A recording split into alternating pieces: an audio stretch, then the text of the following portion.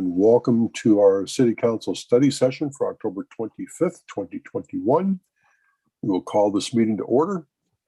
And this meeting is being held both virtually and in person, with your City Council meeting virtually this evening. And with that, Teresa, will you please call the roll? Deputy Mayor DeCoursey. Here. Councilmember Baggett. Here. Councilmember Brown. Here. Councilmember Jayraj. I'm here. Councilmember Malinga. Here. Councilmember Stearns. Councilmember Stearns. I imagine he may be joining us shortly. Councilmember Trout Manuel. Here. Okay, do we have any announcements, reports, or presentations this evening? All right. No, Deputy Mayor. Thank you. Okay, we'll move on to our agenda items for council discussion this evening. And the first item on the agenda is the Auburn School District presentation. And this is with Director Tate and/or Director Gao. Yeah, thank you, Deputy Mayor and council members and Mayor. This evening, we're going to do a two-part presentation. And I'll introduce those who are involved in the presentation real quick, and then turn it over to the speakers. So first of all, for the record, Jeff Tate, Director of Community Development. We also have, as part of our presentation this evening, Jeff Gross, who is the Executive Director of Capital Projects for the Auburn School District. We also have James Webb, Senior Traffic Engineer. So this evening, we're going to first hear a presentation from Mr. Gross. I'll control the slides when I turn it over to him, so I'll share my screen in just a moment. But the Auburn School District has been very active over the last several years and will be for the next few years as they fulfill a major capital investment in the district and within the city of Auburn, and that serves the parents and students and community at large for the city. After Jeff's presentation, I'll turn it over to James, who will talk about an Auburn Way South widening project, which is in the vicinity of Chinook Elementary School. So James will talk a little bit about that and a roundabout and frontage improvements that are planned to be developed really in concert with and around the same period of time as the Chinook project that Jeff will be talking about as well. So I'll turn it over to James shortly after Jeff's presentation. So with that, Jeff, I'm happy to turn it over to you. While you make some opening remarks, I will start navigating on my screen to get my screen shared and start navigating your presentation on your behalf. Good. Thank you, Mr. Tate. Well, first, thank you, council and staff, for allowing me to take some of your time to speak this evening about the school district's building program. I'll try to keep the presentation concise, and in doing so, I would like to tell you about the program in general, the specific projects we're building, their location, their schedule, and I'd also like to share with you City of Auburn infrastructure improvements that we've included in our projects. Feel free to ask me a question at any time. You can interrupt me, I won't be offended. So let me give you a little background. First, the school district began working on this program in 2016. The program's comprised of 8 projects, replacing 1 middle school and replacing 5 elementary schools, then also constructing 2 new elementary schools on new sites. The new and the replacement schools will provide capacity for over 5,300 students. Of that, we will be replacing existing capacity for 3,000 students, who have a net gain of about 2,300 students on the capacity end. The total build out of the project is 630,000 square feet. We will, this is the last slide, Jeff. You need to go to the beginning.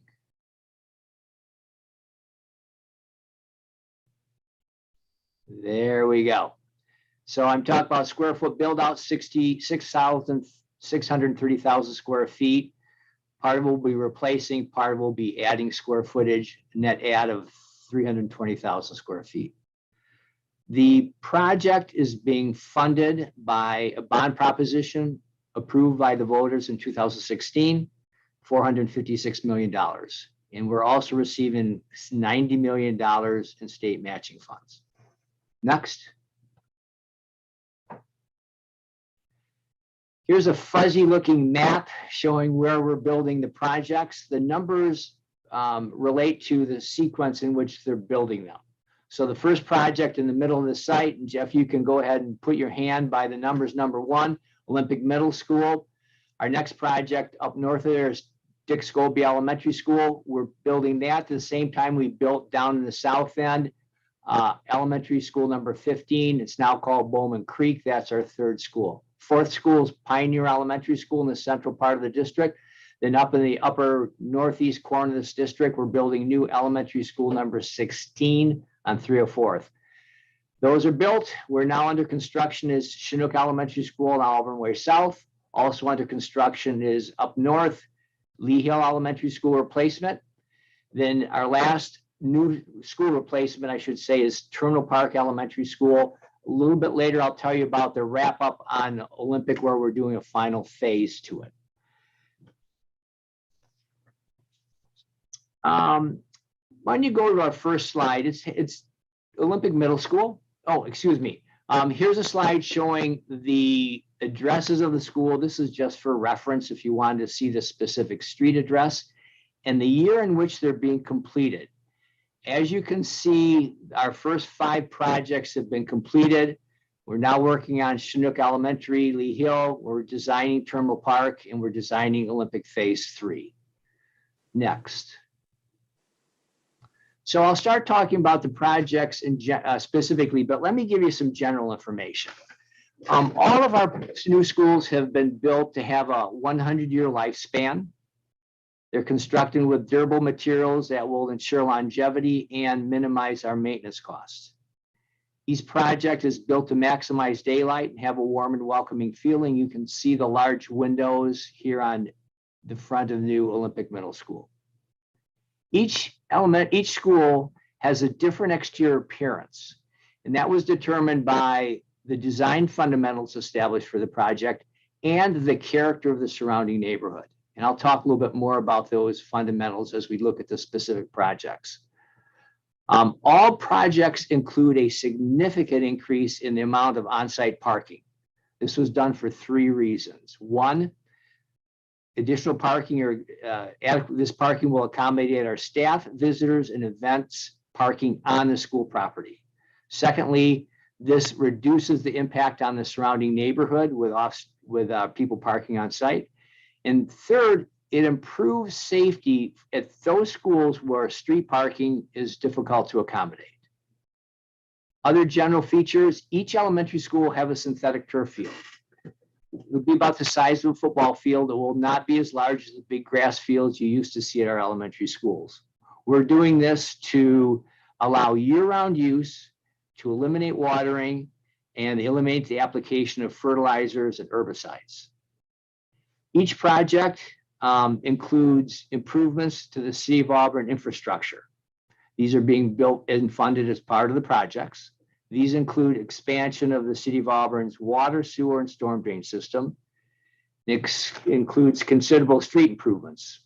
These include curbs, gutters, sidewalks, street widening, street channelization, crosswalks, curb bulbs, curb cuts, flashing beacons, street lights, utility extensions, and placing overhead utility lines underground. All of these are required by City of Auburn standards. As quick background, the cost of off-site street and utility improvements on the projects, our first 6 projects, is $6.3 million. This amount does not include the cost of the roundabout at Chinook Elementary or the street improvements at Terminal Park. These are still have not yet been bid out. And lastly, each project includes payment of city fees that are needed for you to operate the city.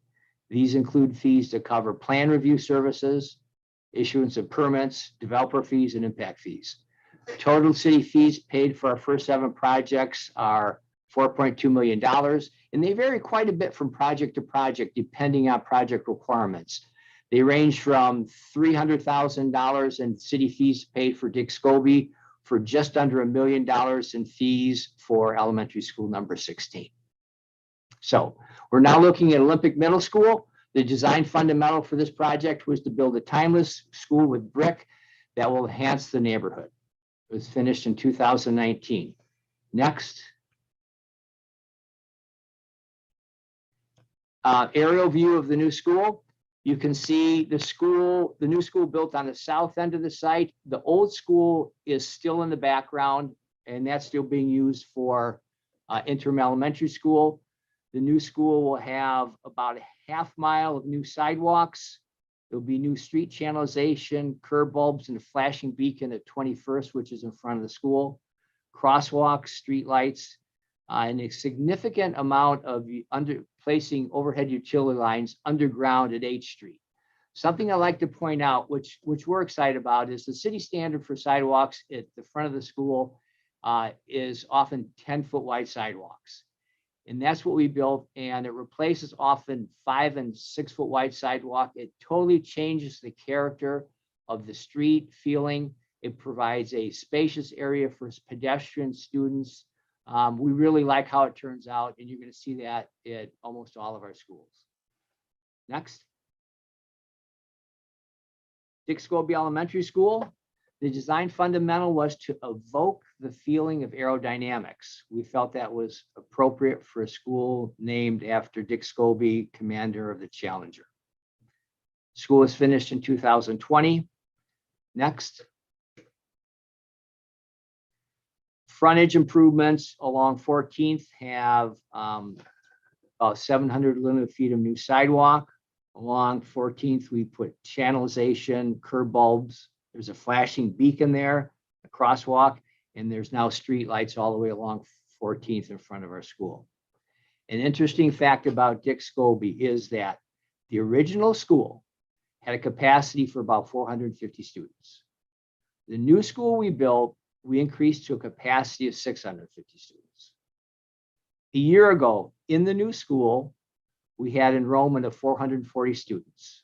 Today, a year later, we have enrollment of 650 students. Almost overnight, 200 students have entered the school, are enrolled in the school as a result of the Coppergate development. We now have a brand new full school. Next. I have a quick question. You bet. This is James. So when you talk in terms of capacity, you just mentioned that Dick Scobie School increased its capacity by 200 students. My concern is what do you expect in the next year or two, or maybe even 5 years? The capacity, do you expect it to grow, and where will we? How do you manage the capacity at that point? Yeah, so good question. So how do we address future capacity? And there's 2 ways we've done it. All of our new schools have been built with larger capacity. This gives us room to grow. And our first peak or hit on growth is Coppergate. And fortunately, our school has accommodated that right off the bat. All of our other new elementary schools are being built with more capacity than they had from the old school. So we have capacity to be absorbed within those schools. Sometimes we need to adjust boundary lines to balance that out. But the other way we do it, and this is simply a reality of school construction and school growth, is we put infrastructure on the site for future portable classrooms. And we have to do that. And when we start to fill up those portables and we fill up our schools, we then can justify going out and building new schools. So that's how we do it. Okay, thank you. You bet. So here's Bowman Creek Elementary School.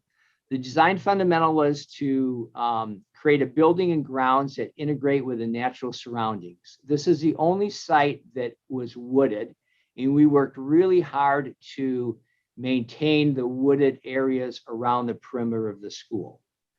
Next. It was finished in 2020. And you can see how we did our best to keep trees around the perimeter of the school. We have trees in the courtyards between classrooms, which really gives a nice connection of nature feeling. We provided major road and pedestrian improvements at Kersey Way. That's to the right. I use this picture so you could have a good view of Kersey Way. It also shows you how we're building a lot of parking to keep people on site when they park. This is especially important on Kersey Way because there's no street parking. As part of this project, we built about a half mile of new sidewalks, roadway resurfacing at Kersey Way, and utility extensions. We also put on Kersey Way streetlights, added a traffic light. The road and utility improvements at Kersey Way were slightly over $3 million. Next. Here's Pioneer Elementary School. The design fundamental was to build a school that utilizes materials that are natural and native to the area. We have a wood type siding on the exterior. We have ground masonry to give us kind of a stone look at the base of the school. Again, finished in 2021. Next. Great view of the whole site. We have at Pioneer over a third of a mile of new sidewalks. We built at K Street, M and 25th. We have a new crosswalk, a flashing beacon, and street lights at K Street, and new crosswalk and street lights at M Street. Next. It's elementary number 16. The design fundamental is to build a distinguished building built on a stage with classic architecture. This school site is one of the highest spots in Lee Hill. They created a natural stage for us to use architecture of this character. The school was open this past August. Next. We have major road improvements on Southeast 304th. This gives another really good idea how nice the 12-foot wide sidewalk is for the school, for the pedestrians, for the community. Over a quarter mile of new sidewalks on 304th. We've also resurfaced portions of the road. We widened the road in areas. We put new channelization in, flashing beacon, a crosswalk, and street lights all the way along Southeast 304. Next. Chinook Elementary School, now under construction. We've designed this with a design fundamental of building a school that evokes a Pacific Northwest character and connection to nature. We're now going to show you the site plan, and you'll see how we've tried to integrate trees around the perimeter and courtyard of the school. Could you go next? So here's the site plan. The school portion of the project is now under construction. The roadway and roundabout you see has not yet started construction. We are still working on finalizing the design of the roundabout. And we're working closely with the city and WashDOT, and I think we're close to wrapping it up. The new, in terms of connection to nature, we've tried to use large native trees around the perimeter of the building, in the parking lot, and in the courtyard in the middle of the building. The right-of-way improvements include a 2-lane roundabout, which you see below, and I believe you'll probably hear a little bit more of that from your transportation department later on. We're resurfacing the road, building the roundabout, putting over 1,000 linear feet of sidewalk, mainly on the north side, but some on the south side, 2 crosswalks and flashing beacons. The estimated cost for the roundabout associated right-of-way work is around $3 million. Next. Lee Hill Elementary School. This is an architectural rendering. It is not a photograph of the school. The school is now under construction. It has a design fundamental of building a school with a majestic appearance and elegant architecture. This next. This is a site plan. The frontage is along 124th to your left. The school faces 124th. The project includes about a quarter mile of new sidewalks and street lights, 600 linear feet of new sidewalks on 124th, as well as channelization, streetlights, and crosswalks and flashing beacon. As a point of interest, at the right side of this picture in the corner, you see trees. That is school district property that is wetlands and wetlands buffer, which we are not building on. On site, it kind of looks like we're building part of a golf course. And I thought some of the council members who are talking about playing golf might be interested in that. That's not really what it is. The rectangle area is a synthetic turf field, and the large irregular shaped area, which looks like a giant sand trap, is our detention pond. Next. Our last school project is Terminal Park Elementary School, now under design. The design fundamental is to build a school with classic architecture that reflects the character of a historic railroad station. I don't know if you know, but Terminal Park refers to the terminal end of the railroad line when the school was built during World War II, and also relates to the park right nearby. The school won't be built it won't look like a train station, but will have some elements that evoke the feeling of a train station. And we look forward to sharing this design with the community in about 3 months. Construction will start in May of 2022, includes over 1/4 mile of new sidewalks surrounding the building, crosswalks, curb bulbs, channelization, and flashing beacons. And our last project next is completion of the Olympic Middle School project. So this is a current aerial photograph. To the left, you see the new building and the new parking lots. On the left half of the picture, that's new. On the right half is the old building. And it looks like an old building, and that's what it is. And that is now being used as an interim elementary school. It's being used 4 times for interim elementary schools. In the summer of 2023, we'll move the last of the elementary students out, tear that building down, and redevelop the rest of the site. If you go to the next slide, you can see what it will look like when it's done. So on the left half, you see a rendering of what has been built. On the right half, you're going to see where we're going to build a synthetic turf football soccer field, a rubberized track, and a grass turf baseball softball field. This will be the nicest PE and athletic facilities of any of our elementary schools. Every project we build, we try to build better than the last one. So if you go to my closing slide, Mr. Tate, some wrap-up comments.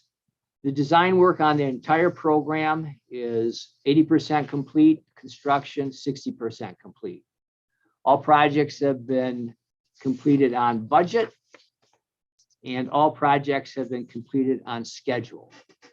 I would be remiss if I did not tell you that our success in completing our projects on schedule would not have been possible without the high level of service, the high level of cooperation, and the high level of competency provided by the City of Auburn staff and their Community Development Department, their Public Works Department, as well as Valley Regional Fire Authority.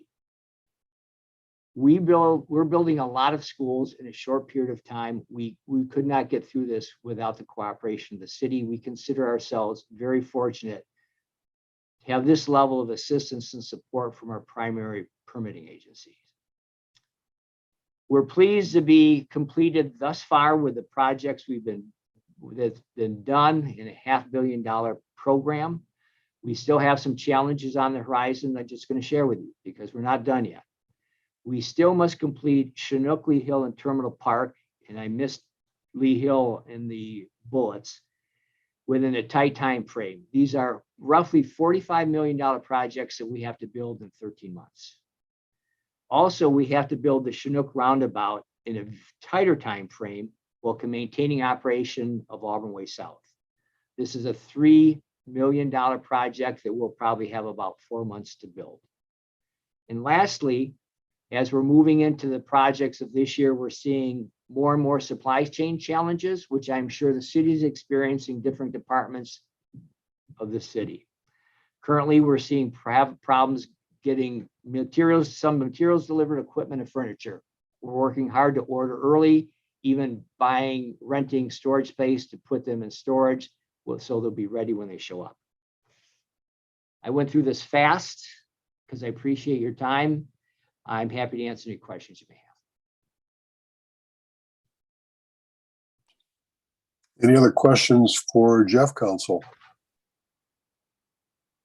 Councilmember Stearns, go ahead. Thank you, Deputy Mayor DeCoursey. Wow, that's pretty amazing, all the stuff that you guys are doing. Our daughters went to Olympic, and it totally looks different. It's that's incredible. I was just wondering if you could maybe touch on.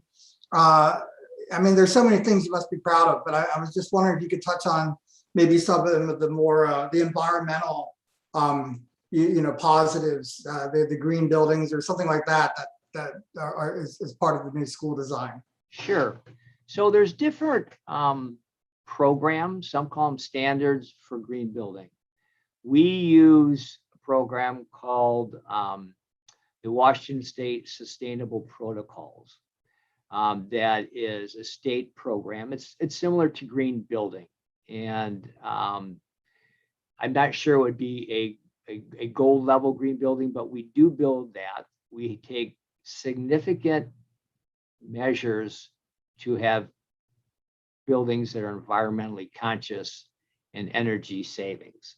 Most of the stuff you don't see. Their mechanical system, electrical systems, water system savings that reduces the impact on the environment. We have studied solar energy on our schools, and it doesn't cancel out. In addition, I don't know if you notice, all of our buildings have metal roofs, and the last thing we want to do is put things on that metal roof. We want these metal roofs to last for decades. So we don't see solar energy, but there's many other energy measures that we're now instituting and using in our schools. Oh, that's really great to hear. Thank you. You bet. Councilmember Brown. Thank you, Deputy Mayor DeCoursey. Yeah, Jeffrey, I'm a couple of quick questions. One, you mentioned about the parking, expanded parking. Are you installing EV charging stations on the schools? No, what we are installing is infrastructure to put those in for when we reach a time when we are able to put charging stations out there that will be able to, people will have to pay. We're obligated to not give away public funds. So we have the structure out there. So when there comes a time when we have that system in place, we can put them. So every new project, including the Auburn High School project done back in 2013, all have infrastructure in there to come in and put charging stations. The other question is, what percentage of these projects have been built union? Pardon me? What percentage of the work that's been done has been done by union labor? We do not break it down by union versus non-union, but there's a couple things we do. First of all, as you are required to do, we're required to pay prevailing wages for all trades. And generally, that results in union contractors because they are used to paying those wage levels. Secondly, we implement a apprentice program that we have a certain level that we are required to meet for our projects, and we always surpass that. Almost all of the apprentice programs are run by the union trades. Thank you very much. You bet. Councilmember J-Raj.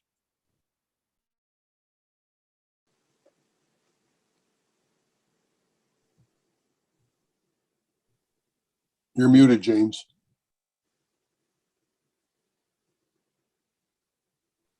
I did it again. We all do. Thank you, Deputy Mayor. Jeffrey, I've got one other question on Bowman Creek Elementary School. Courtesy Way, I see a problem with traffic over there.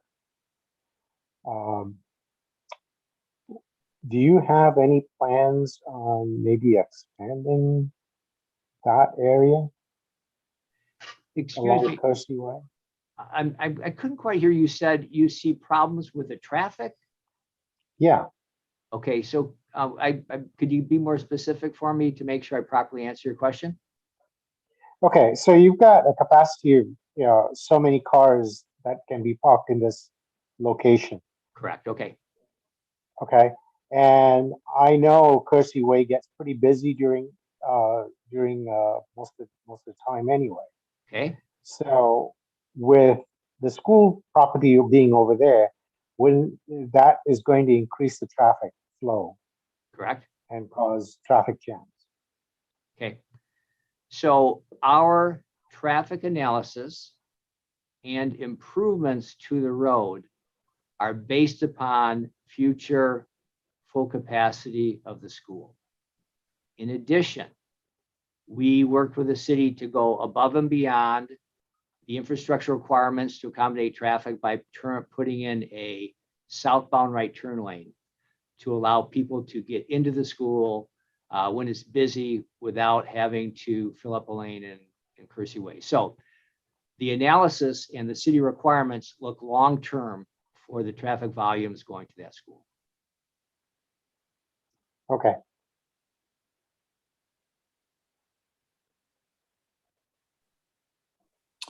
Councilmember Baggett. Thank you, Deputy Mayor. Jim, or Jeff, I'm sorry, I wanted to just let you know that I've attended most all of the dedications and grand openings of these schools, and save one. But I want to compliment you and your staff, as well as our staff, and all of the contractors out there that did such a great job in putting these buildings together in such a way, architecturally and functionality and everything that goes with it. It really, in the timeline that you folks have been working in, I think these will be great assets for all of the students and children of our community. So basically, my hat's off to all of you, and thank you for doing such a great job. And thank you. Councilmember Trout Manuel. Mr. Baggett, I should have gone ahead of you because you said everything, pretty much what I was going to say. Jeffrey, I'm just so impressed with how beautiful these buildings have been built and how lucky our students and our families are to have these schools available for their students. I'm just so impressed with how quickly also you have completed most of them. And I'm looking forward to seeing the other 2 or 3 that you still are got on work. And I have not had the opportunity to do the tour. So I'm looking forward to going and visiting. And thank you. And also the staff of Auburn for meeting all their needs so that they could meet their timeline on everything. So thank you for your hard work and everything you've done for our city. Thank you very much. I appreciate it. Councilmember Stearns. Thank you, Deputy Mayor. Jeff, just a quick question. There are so many pretty cool design elements, like what you're doing with Dick Scobie. I was just wondering, are there any Native American elements, since we're so close to, reservation and all that? So a couple of things we've done and one is, especially at Chinook, is a connection to nature in the Northwest. You really won't see it till it's built, but we're planting, instead of just kind of ornamental trees, we're planting native fir and cedar trees around that building, including in the courtyard. So when you sit in that school, you will look outside a window and see native trees and shrubs. Then in terms of specific design elements related to any cultures, we look to the school to integrate that into the school rather than permanent design. So each school may look at the culture of their community and say, we want to bring these type of things in to celebrate that culture. So we look at it that way, more school specific. Okay, that's good to hear. Thank you. Councilmember Malinga. Hi, I just want to say hi, Jeff. So good to see you again. Nice to see you. The schools are absolutely beautiful. I remember when I was on the school board, it was the concept we were thinking of, and then now to see it fully in full fruition, it's just wonderful. And just thank you so much for your dedication to the school district and getting this done. Oh, thank you. We're proud of how well they turned out. Councilmember Trout Manuel. I did want to ask a question about the capacity on all the schools that are completed. Are they all maxed out, or did they all get new students as Olympic did? So not Dick Scobie, yes. The other ones, we're under capacity at all the other schools. So we've kind of changed boundary stuff. So we're, other than Dick Scobie, which grew so fast, we're under capacity. We don't have a huge student growth in the district except Coppergate. So right now we take these 450 student schools, make them 650. We now have the room for more kids. The other thing I should mention is not only do these schools have more capacity, they also have more specialty space for specialty programs, special ed programs, and for specialists who work at the schools. We now have 8 specialty classrooms that are in addition to general classrooms. So all of those are in there to accommodate not only growth, but the special needs kids who we have in the district. And we're seeing more and more of those. And it's important for us to help those kids. That's good to know. Thank you. Any other questions for Jeffrey?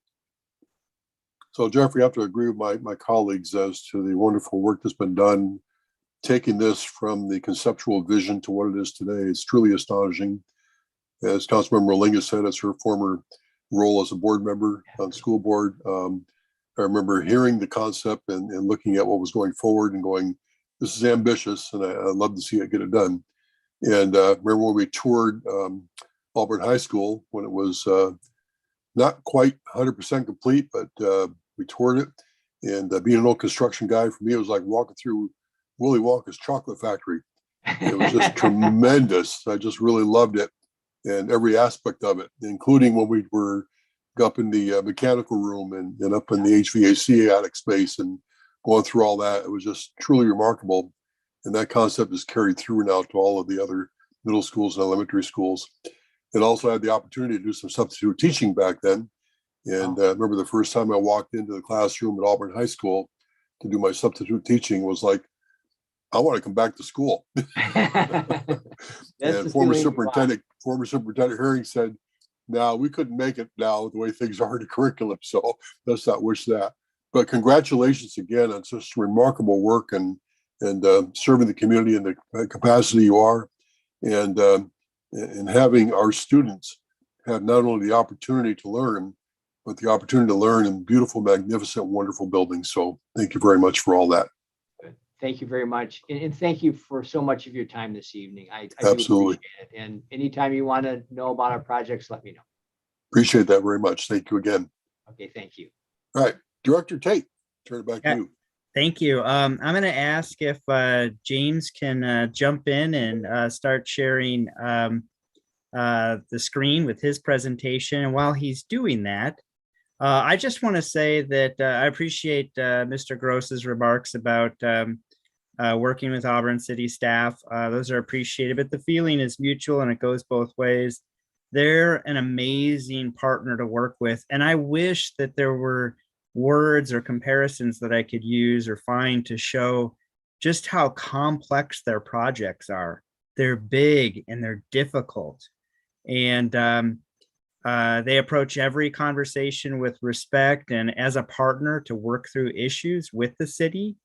And the timeline in which they're able to complete construction on these projects is astonishing because they have less than a year to start and finish. And when you look at other big projects around town, they take twice that long. So it's really amazing the work that they do, and we are lucky to have that partnership. So with that, I'll turn it over to James for the second part of the presentation. Thank you, Director Tate. Good evening, Deputy Mayor, City Council members. My name is James Webb, and I am the Senior Traffic Engineer for the city.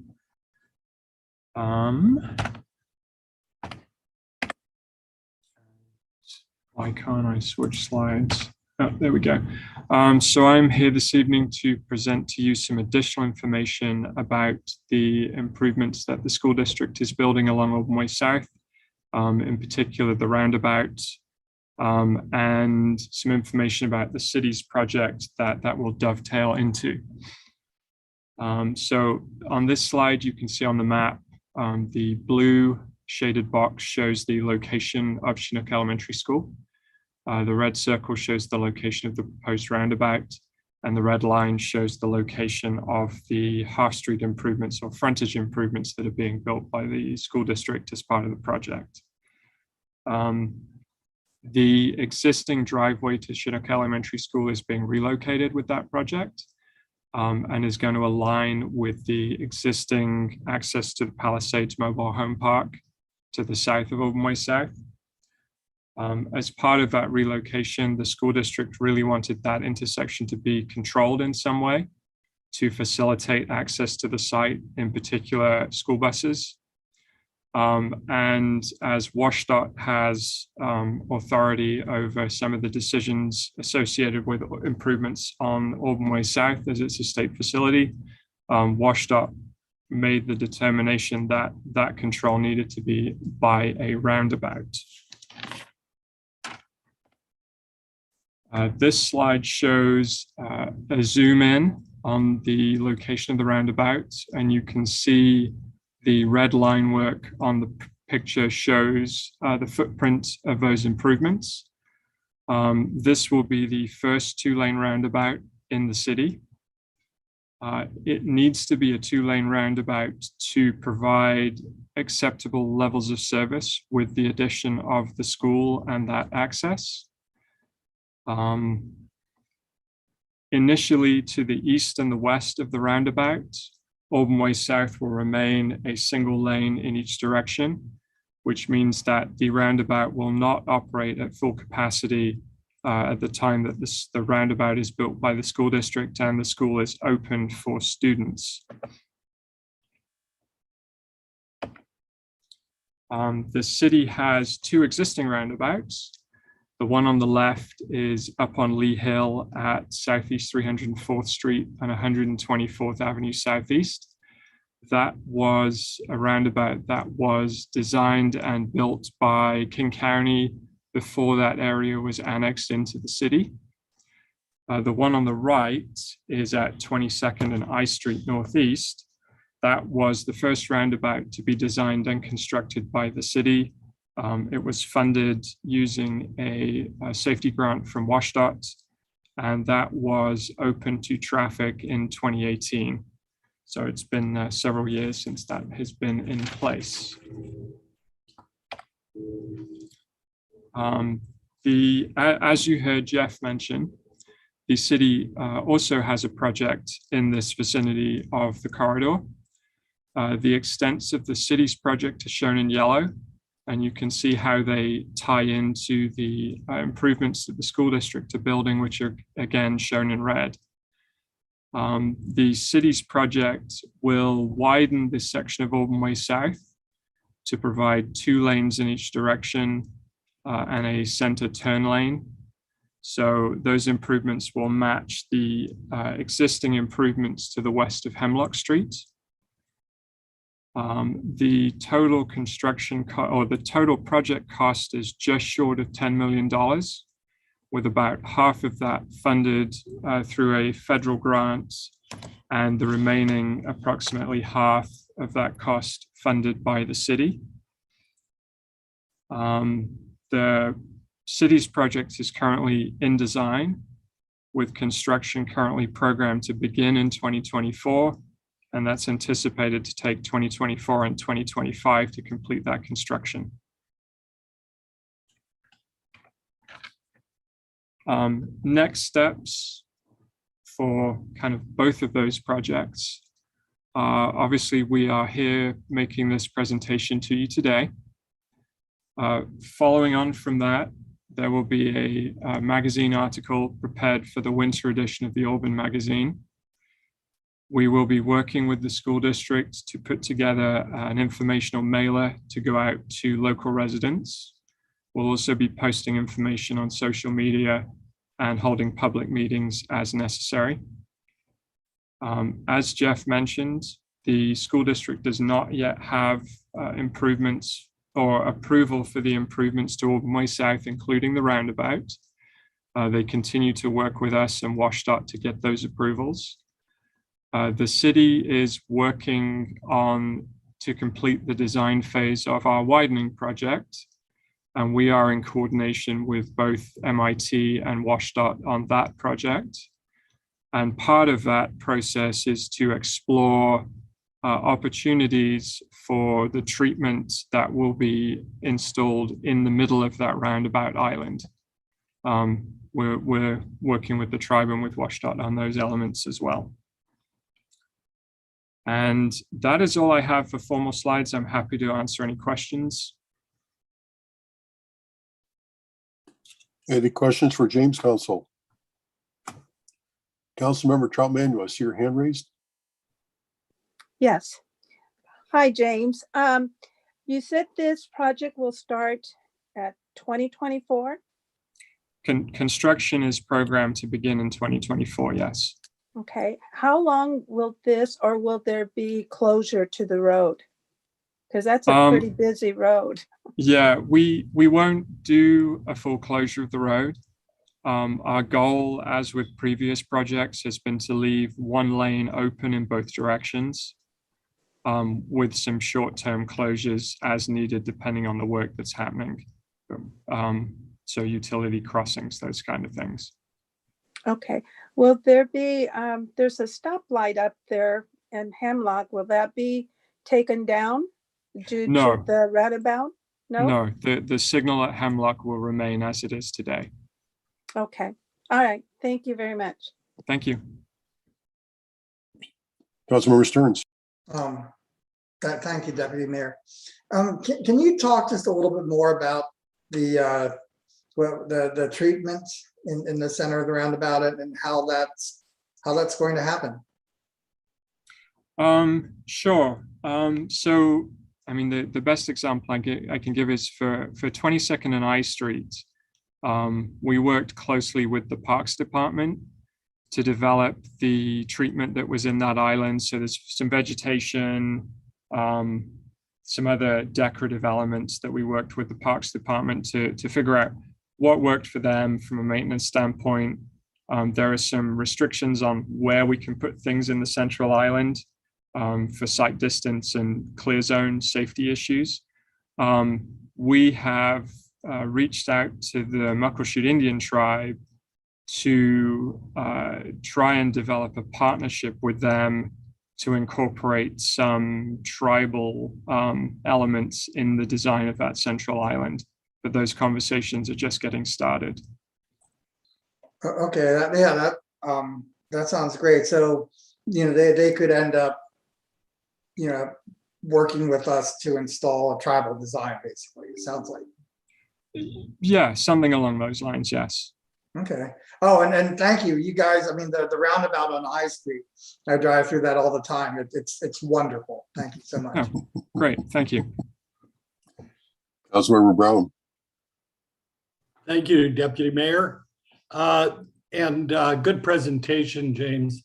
I will say that that roundabout that Councilmember Stearns talks about, my grandson, 17-year-old learning to drive, is not as excited about roundabouts, but he's learning. So, but I noticed on a slide where it said that Washington State DOT is requiring that roundabout.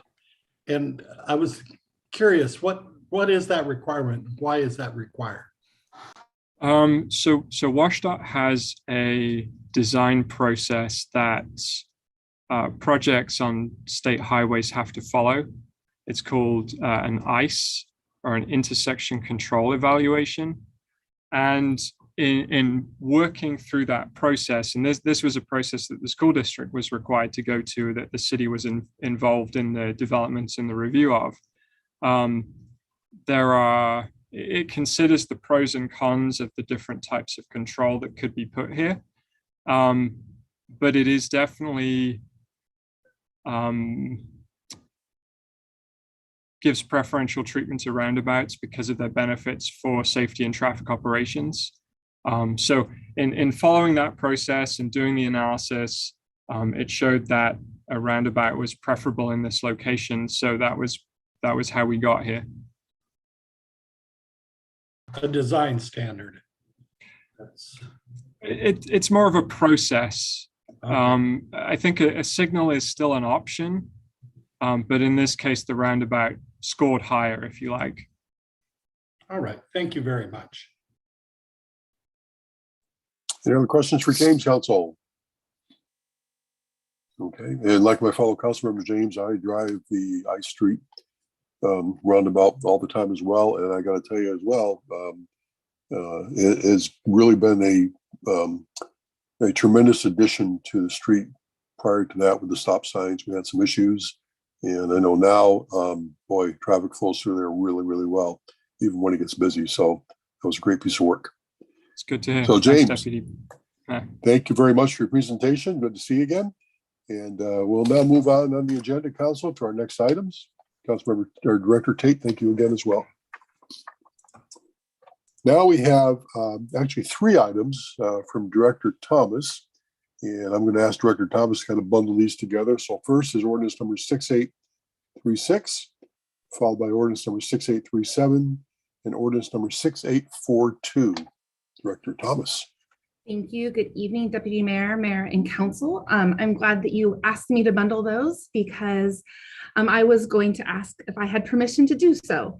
Tonight, I've actually got 2 separate PowerPoint presentations to go over really those 3 topics.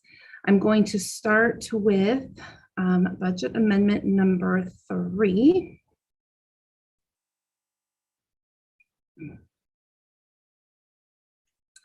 And in true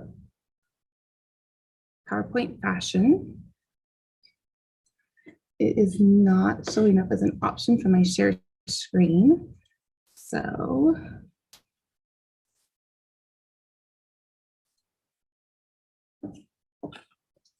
I'm going to try one more method.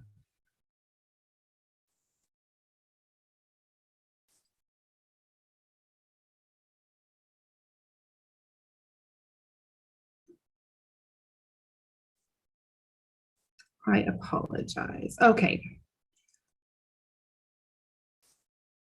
Do you see my screen now, Council? All right, excellent. So we're going to start with budget amendment 3. So again, like I had mentioned, there's really 3 topics that we're going to be talking about, which is budget amendment 3. That is essentially our year-end budget amendment for 2021. Then I'll go into our mid-biennial budget review, which is required by state RCW. Since we have a biennial budget, we need to true up the activity that we've had through 2021 and make our first amendment for 2022. And then packaged in that presentation, we'll go over the 2022 property tax levy as well. So before we get ahead of ourselves, though, thinking about the future, we're going to talk about 2021 first. In the budget amendment 3 details begin on page 32 of your council agenda. So that's where you'll find a summary for budget amendment 3, as well as all the line item details. I'm going to try to hit all the summary items. To be perfectly honest, there is a lot here tonight, so I'm going to really try to hit the highlights and I think the things that really are most noteworthy for the council. So this is the calendar. Since we do have 3 separate pieces moving, we've got the budget amendment 3, we have the mid-biennial review, as well as the property tax levy. I'm going to go over this calendar a couple of times because there are moving pieces over several different dates. I want to make sure it's very clear you understand what we're doing each night. So tonight we're just reviewing those budget amendments for the first time. So 2021 adjustments, 2022 adjustments, as well as our property tax levy. Then on November 1st, we will move forward. I'm proposing that we move forward with adopting budget amendment 3. It's just a standard budget amendment that a council would normally approve through a regular adjustment cycle. And then we're going to have our first round of public hearings. We'll have a public hearing for the mid-biennial budget amendment because it is a mid-bi amendment rather than a standard amendment throughout the year. It requires a public hearing. And then the property tax levy for 2022 also requires a public hearing. So on November 1st, we will have public hearings for both of those. November 8th is another council study session. So if there is any concerns, questions, follow-up items, amendments that the council would like to propose or entertain, we would come back at the study session on November 8th with any of those amendments. Also on between now and November 12th, when we're looking to adopt, our property tax levy numbers will probably change a little bit. So I can provide estimated property tax levy numbers between now and then as well. So then November 12th, we'll have our final public hearing on the mid-biennial budget amendment. That again is going to be the second presentation tonight. And then followed by hopefully the adoption of the mid-biennial budget adjustment as well as the 2022 property tax levy. So a lot of stuff happening, but a lot of very important stuff. We just have to make sure that legislatively we are following all the rules. So the goals for budget amendment 3, we're really doing 3 separate things. We're updating with some new revenue that we hadn't previously have identified or budgeted in the 2021 budget. We've got some new programs that we are requesting, and then some capital project adjustments, as well as some non-general fund adjustments to the budget that we're proposing tonight. As a summary, before I give you that long grid list of things that I'm sure makes you go cross-eyed, I'm going to just kind of give you a high-level summary of what we're proposing as far as general fund impacts go in this budget amendment number 3. So we're requesting a total of $1.8 million in new expenditures, offset by $1.6 million in new revenue. This includes our ARPA. So if you go down to that if you see that next bullet point, $1.4 million of those numbers includes ARPA projects. We'll go over those details. None of these ARPA requests should be new information to the ad hoc committee or the plan that the council adopted. So we'll review each of those items and revisit what we had talked about previously as far as ARPA projects go. $1.4 million of those ARPA projects are general fund type programs. We do have another $200,000 in other funds as well in ARPA requests that we're requesting for. In the general fund budget amendment 3 requests included in all of these expenditures and revenues, we are requesting 3 new FTEs and 3 new limited term positions. One of those limited term positions we're proposing to be funded with ARPA funds. In 2021, there would be no budget impact. So a couple of comments on those positions.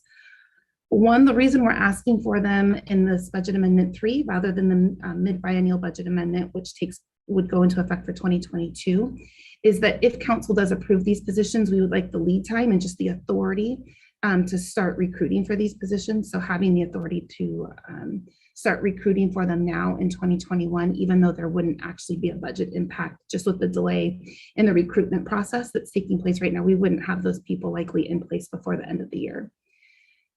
The second thing on the new positions is that there is a distinction between the FTEs and an LTE. So a full-time employee is an ongoing obligation, a position that we're adopting that will be in place long-term beyond the end of the biennium.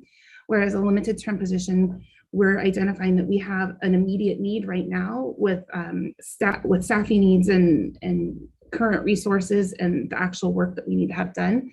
We aren't asking for a commitment beyond the end of 2022, and that if there is still a need, that this would be a consideration and a prioritization that we will bring back to the council for during the 2023-2024 biennial budget process. So those limited term positions that we're asking would only go through the end of 2022 and then reprioritize and reassess our situation as we're putting together the next biennial budget. So with that, we'll kind of jump into some of the details for 2021. There have been some new revenues that we didn't previously account for in the original budget amendment. The one is the $331,000 that we received from the state from Senate Bill 5092. This was a one-time assistance to cities for unfunded mandates. It's pretty inadequate, especially when we start looking at some of the costs associated with body cameras that we're going to be proposing. But it is something, and so we do want to take that into consideration. We would be applying this money towards the body camera project and initiative, and I'm going to be presenting the expenditure side of that in a couple more slides. The next couple of items on this slide, the $107,000 for lease revenue and the $32,000 for sublease revenue at the ACRC. These are really housekeeping things. The $107,000 we've always collected, we've historically accounted for it in the facilities fund, which is an internal service fund. Just due to accounting standards, it really makes more sense for that revenue to be recognized in the general fund. So it's not new revenue, it's just where we're recognizing the revenue, which is in the general fund instead of the facilities funds. And then we had done a pretty large budget amendment in budget amendment number 2 for the ACRC space and the lease costs associated with that space, as well as the Auburn Food Bank. We did not take into account the sublease revenue, however, from the Auburn Food Bank. So this is just capturing the lease revenue that they've been paying and will be continuing to pay through the end of the year for the space that they sublease out at the ACRC. And this is one of those matrices that I was talking about that will probably make you go cross-eyed. These are all of our new requests through the end of 2021. A lot of these are, some of these are smaller in nature. We've got the security and safety build out for the human resources lobby. We were really working citywide. We had an assessment done both at the Annex building and the City Hall by the Department of Homeland Security pre-COVID. This was done a couple of years ago, and we're now starting to kind of follow up with some of those recommendations that came out of that study. And this is one of those pieces, and this is just to remove the swinging door in the HR lobby to make provide a little bit more security for our staff in the HR department. Number 2 on this list is really a carry forward. It was a grant from the Department of Justice for the police department that they were granted in 2022. It's been unspent. This portion has been unspent so far.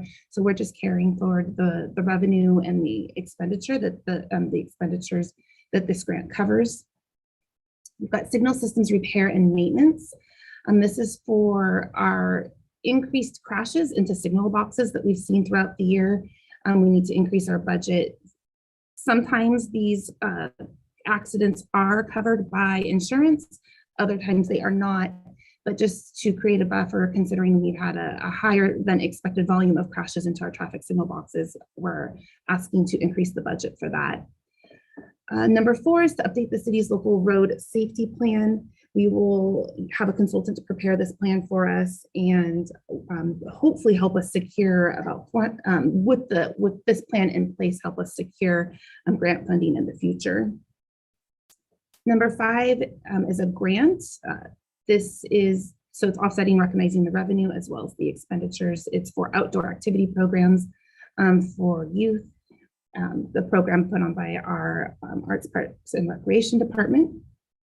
We also would like to increase, add some maintenance, some costs for miscellaneous maintenance items around the golf course, as well as increasing inventory and supplies at the golf course. And the offset to this is increased sales and inventory at the golf course. Also, this will help buy inventory. So there's not only is there an offsetting revenue, but in theory, even more revenue generated by the purchase of wholesale inventory.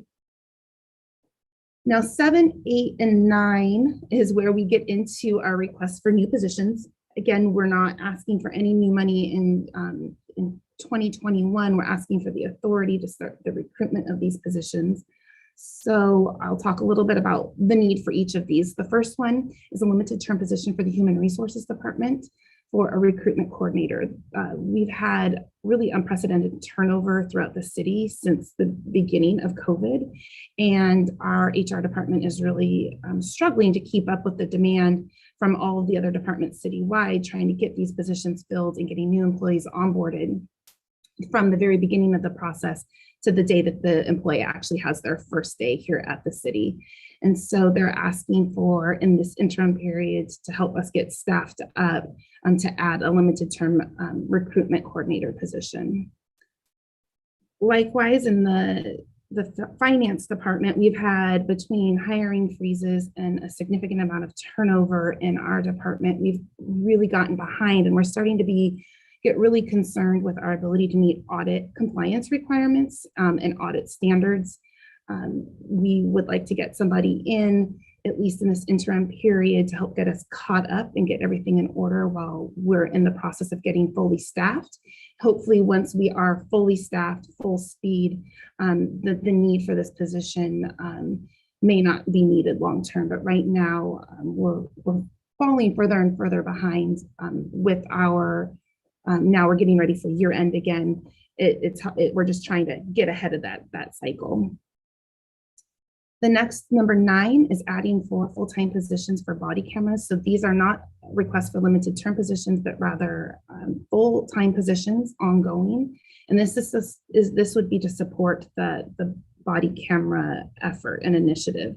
So the increased public records requests that we expect to get with the implementation of the body cameras at the beginning of January, this staff will help us navigate all of those additional records requests and legal requests that we receive as a result of those body cameras. So dovetailed with that is the actual Axon contract for those body cameras. The 2021 cost for the initial implementation of that, so this is for the cameras themselves, as well as the maintenance and support for 2021. The total is $642,600. That's in the expenditure column. We would be using $586,400 in ARPA money to offset those first year costs of those of the Axon contract. So the impact to the net impact to the general fund balance is $56,200.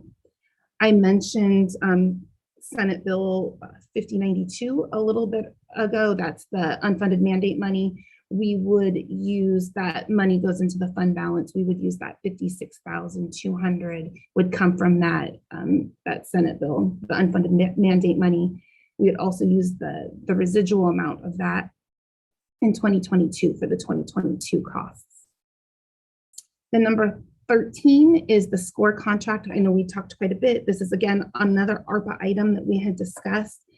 Due to COVID, our contract agencies at SCORE have had a reduced amount of bookings, and when they have reduced bookings at SCORE, that means more of the SCORE costs are borne by the owner agencies. And so our total contract costs exceeded what the owners now have to pick up for those missed revenues is $830,000 above what we had originally budgeted for in 2021. So we are requesting to increase the SCORE contract budget by $830,000, offset by $800,000 in ARPA funds. We knew that when we first started having these ARPA discussions back in July and August, that we knew that there was going to be a gap coming with that SCORE contract. And the ad hoc committee and the council had agreed to allocate $800,000 towards that SCORE contract. Before I go any further, I should probably pause and ask if there's any questions about this slide. Councilmember Stearns has a question. Yeah, thanks. Thank you, Jamie. You're right. There's a lot here. I have two questions. One, how much are the 4 FTEs going to cost? So in the future, it's going to be it's going to increase a little bit each year, right? But it's in the first year, 2022, $425,000 approximately for those 4 FTEs. Okay, and they're all just for body camera? They're requests? Yes, primarily, yes. So they're for 3 records requests, three records clerks, and 1 prosecutor. Okay, wow.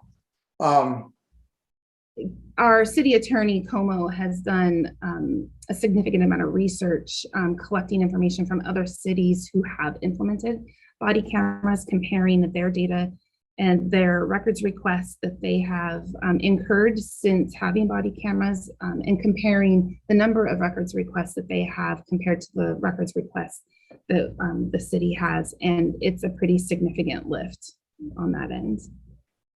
Okay. And then I think I understand why, even though there are fewer people going to jail, it's going to cost us more.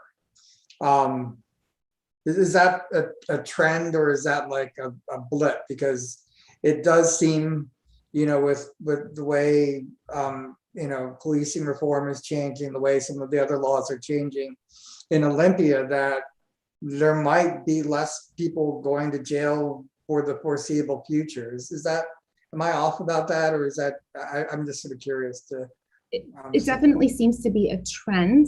I'm not an expert in the field, but I've been just watching the monthly statistics, and it's definitely been a trend. But to answer the first part of that question, how does that create an increased cost for us?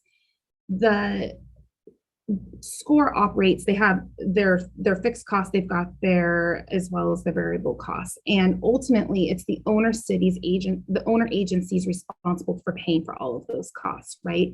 And we account for a certain amount of revenue each year to be paid for contract agencies that still bring their inmates to stay housed at jail. They are charged a premium for their bed space at SCORE, but that revenue then offsets our costs as an owner agency.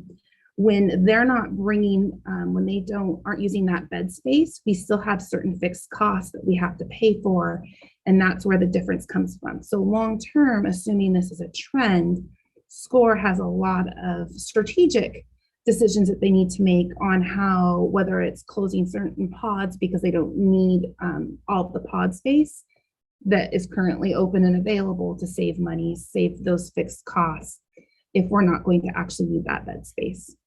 Right. Yeah, that makes sense. And I guess what I'm, sort of scratching my head about is, I just worry that, sort of creates a bit of a perverse incentive to put more people in jail so we don't have to pay more. When I just worry about that. I think, from my perspective, I'm concerned about that. And I can say from my experience in working with the director of SCORE, and I'm sure the mayor can also share her experiences, they are extremely conscientious about cost containment for the owner agencies. And it takes a while to right a ship sometimes, right? And we had a really drastic decline really fast. We wanted to make sure that this wasn't a blip before they made really drastic operating decisions. Now that we're kind of seeing more than just a blip and we're starting to see more of a trend, now they're starting to put into place more strategic decisions that can kind of get us course corrected as far as cost goes. But it takes a while, and they didn't want to be rash in making significant decisions right away if we had to bounce back and be responsive with needs, 3 months down the line. I'm sorry. All right, thank you. Appreciate that. Okay, Mayor Backus has some input, Mayor. Thank you. Councilmember Stearns, for your first question, as far as the 4 FTEs, if you look at the Schedule A, the amended Schedule A that was sent out by, I think, Teresa or Sean prior to the meeting, if you look under the city attorney's office, 4 new FTEs to provide support for body cameras and Axon contract for 2022. That amount is $906,700. And as far as the bookings in SCORE, I've pulled up the latest data that we receive on a monthly basis from SCORE. And while the member city bookings have continued to decline, we had an increase slightly in March, April, and May, but back down in September. The member cities had bookings of 295 versus the contract agencies of 558. And so the contract agencies, which is one of the things, as Jamie was saying, Devin Schrum, who is our executive director at SCORE, is very good about working contracts with contract agencies, and that includes the DOC, to ensure that the costs for the member cities stay in line. But obviously last year with COVID and the fact that there were restrictions on the number of bookings that SCORE would take, obviously there were going to be some additional costs borne by the member cities when those contract cities were not bringing people to SCORE. So your question about whether it's a trend, we'll have to wait and see, but it does appear that the contract cities and DOC are continuing to bring in a population to SCORE, DOC probably being the largest of them all. I was just trying to see if we still had that data coming in every month with the details. But we do not. But it is the contract cities that pay a good portion of the cost so that the member cities don't. Oh, well, wow, thanks. Thank you, Mayor, for that answer. Really helpful. Councilmember J. Raj.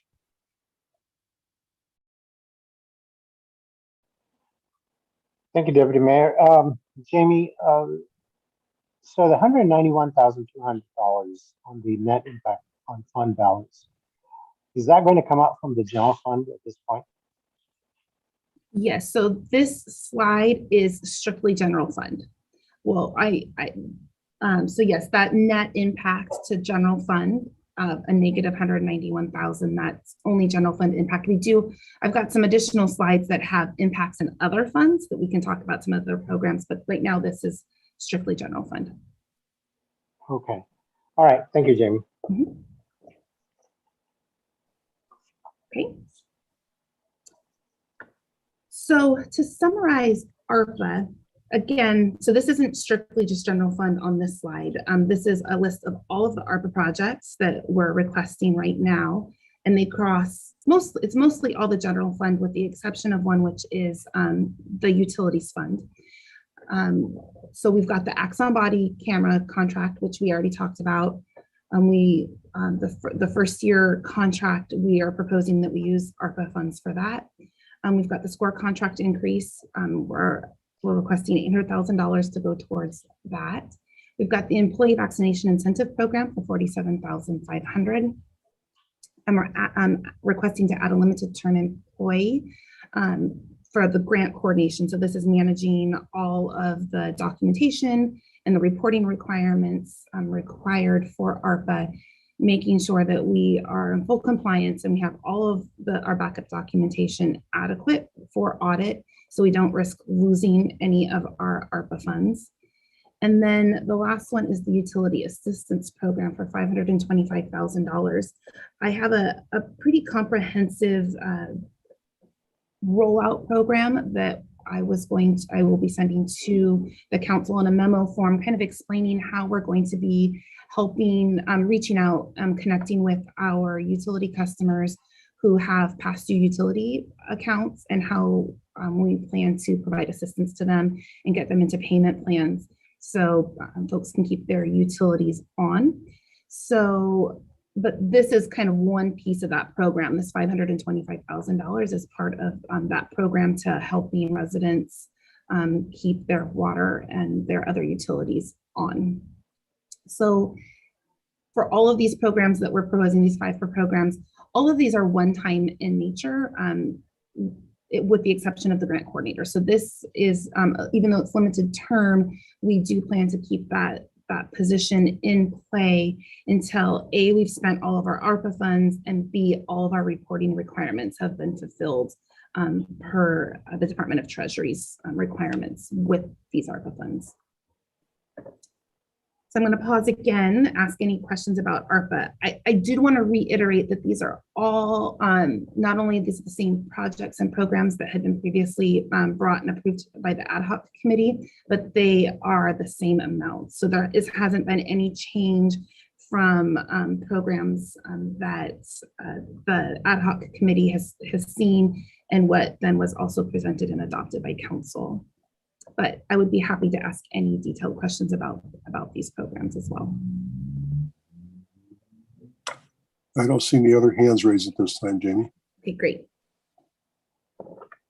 So the summary of the general fund impact of budget amendment 3, we had originally, our current adopted ending fund balance for the general fund is $17.1 million. We would be adding $471,000, a little over $471,000 in revenue. With our new request, the net impact of the new request is $191,200. So our adjusted ending fund balance right now through the end of 2021 is a little over $17.4 million.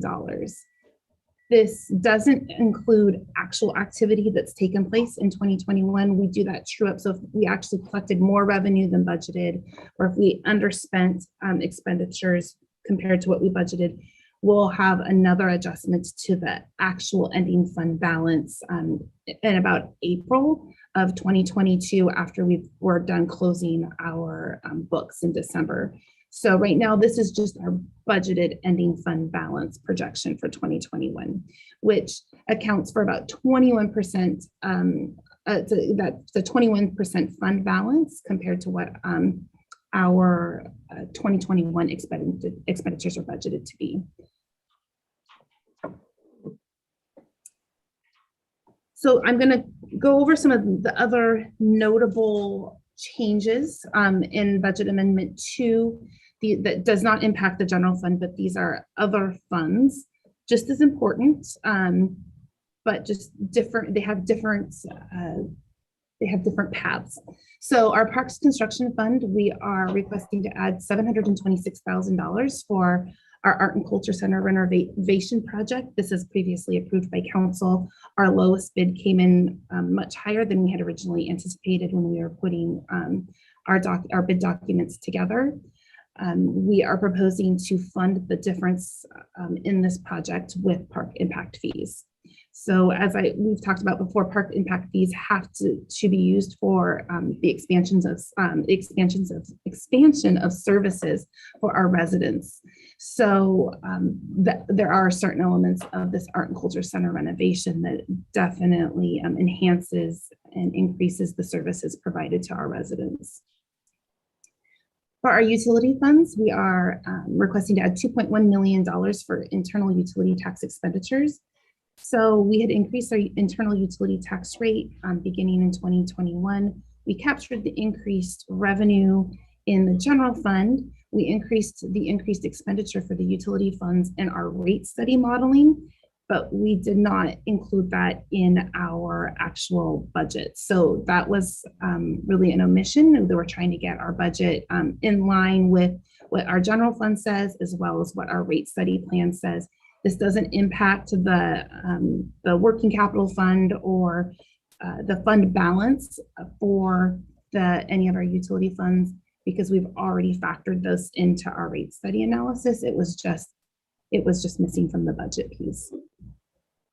We are adding $181,000 in operating expenses to the sewer operating fund for the high sewer system inflow and infiltration contract. It was a contract that we've already had in place for these services We just didn't carry forward. We didn't care that this is the remaining amount on the contract from the prior year that didn't get carried forward. So we're requesting to carry that forward. And then adding $150,000 to our stormwater management action plan, which is a contract that we would be paying for. Our airport fund, we're actually reducing. We're proposing to reduce the expenditures by 2.75 million. In the capital fund, we were hoping to do some bond-funded projects, for bond-funded hangar projects. We did not issue the bonds, therefore, we will need to reduce our capital expenditures by the amount that we did not bond for. In our facilities fund, we are requesting to add $74,300 for our Auburn Central Parking Garage repairs and maintenance. As part of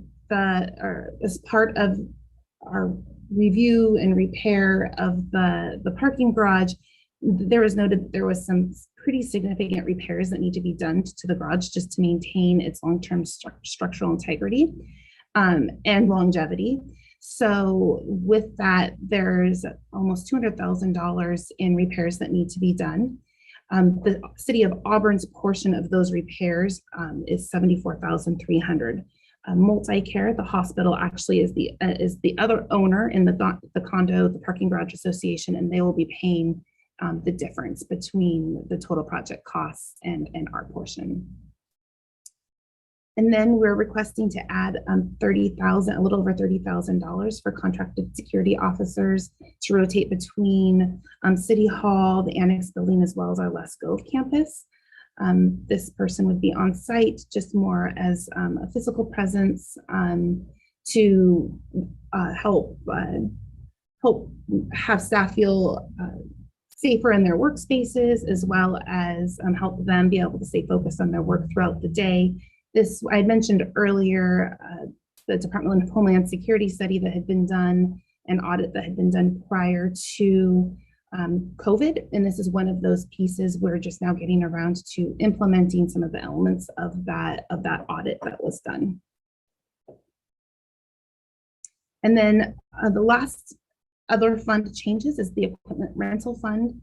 We have a couple of pieces of equipment that we'll be purchasing. One is $29,400 for a riding mower for the cemetery, $80,700 for a dump truck salt spreader and plow. This is actually a piece of equipment that is already in the replacement schedule. The $83,000 is just the amount above and beyond what was originally budgeted for and set aside for replacement. And then $30,000 for a brush mower for the utilities so they can access properties. I see some hands, so I'll pause here again. Councilmember Stearns. Thank you. I hope I didn't jump in front of anyone. Jamie, I had a question about that last item, the brush mower. I don't know why that is. I'm having trouble reading like the memo and everything, because it looks like in the schedule A, that at the very end under equipment rental, it says purchase brush mower and it's 30,000. But then it's also in other items like so anyway, I'm just wondering why it's showing up like 4 separate times. It's an accounting piece. So the equipment rental fund, they're kind of the central purchasing department for large pieces of equipment for other departments. So they purchase it for the utilities funds, but the utilities funds have to pay for it. So, and because we have 3 major utility funds that pay, the water, sewer, and storm fund, they each contribute 1/3 of the total cost. So you see 1/3 of the total cost coming out of the water fund, see 1/3 of it coming out of the sewer, and 1/3 out of storm. That money is transferred then to the equipment rental fund. They deposit the money in there, and then that's where they actually buy the equipment. So with things like this, a lot of times there's lots of ins and outs as we're just moving money from one fund to the other so they can actually pay for it for us. Oh, okay, great. Thank you for unraveling that mystery. Councilmember Baggett. Yeah, thank you, Deputy Mayor. Quick question, Jamie, on the facilities fund for the 30,300. Yes. Are those contracted with private security companies, or have we looked at off-duty officers from APD through the Guild? Both. So for now, the idea is to do it, contract it with through an outside agency, at least in the interim period, as the days start to get a little bit shorter, just to get somebody in place. I think that there's still some discussion around what the long-term solution there is. I think there's been a lot of conversation about liability and the actual services that can be provided, and making sure that we actually have consistent service, because if you have a full-time, if you actually have your own staff, or if you have an off-duty staff, can you actually get somebody there consistently between, let's say, the hours of 7 o'clock and 6 p.m. But those, no, yes, we've considered both. No idea, no final decision has been made. Okay, now we're talking 30,300 in 2021, correct? Correct. What is this going to be for, shall we say, next year? So in the next and beyond. Yeah. So in the next presentation, we'll be looking at 2022, and we have $110,000, I think, is what we put in the 2022 proposal. $112,000 is what we have for 2022. That if we're kind of talking the pros and cons of each option, having a contract employee in place gives us a lot more flexibility at being able to assess at any given point whether or not we want to add, remove an employee, or make it on a more interim basis. It gives us more flexibility with a contractor than it does with an actual employee. The security that we have right now in place, I think all these buildings are alarmed. And I think that, do we have any other security other than the alarms in these buildings? Well, we sort of, the answer is sort of. So I know that we have, when we're talking the parking garage, we do have security officers, both with multi-care as well as the Garage Condo Association hires a firm to kind of do random drive-throughs in the parking garage. Every once in a while, multi-care security officers will come over to the annex building. The annex building itself has Jeff, go ahead. I would just say that we don't necessarily want to discuss all of the security measures that are in place. Yeah, good idea. One last question is these security officers contracted, are they going to be armed or unarmed? I don't have the details of the contract. Unarmed is what that would probably be for insurance reasons, I would think, unless we decide to go with the Guild, which would then probably involve armed officers with proper equipment. Yeah. Okay, well, thanks, Jamie. I think you've answered most of my question. I'll stay tuned. Thank you.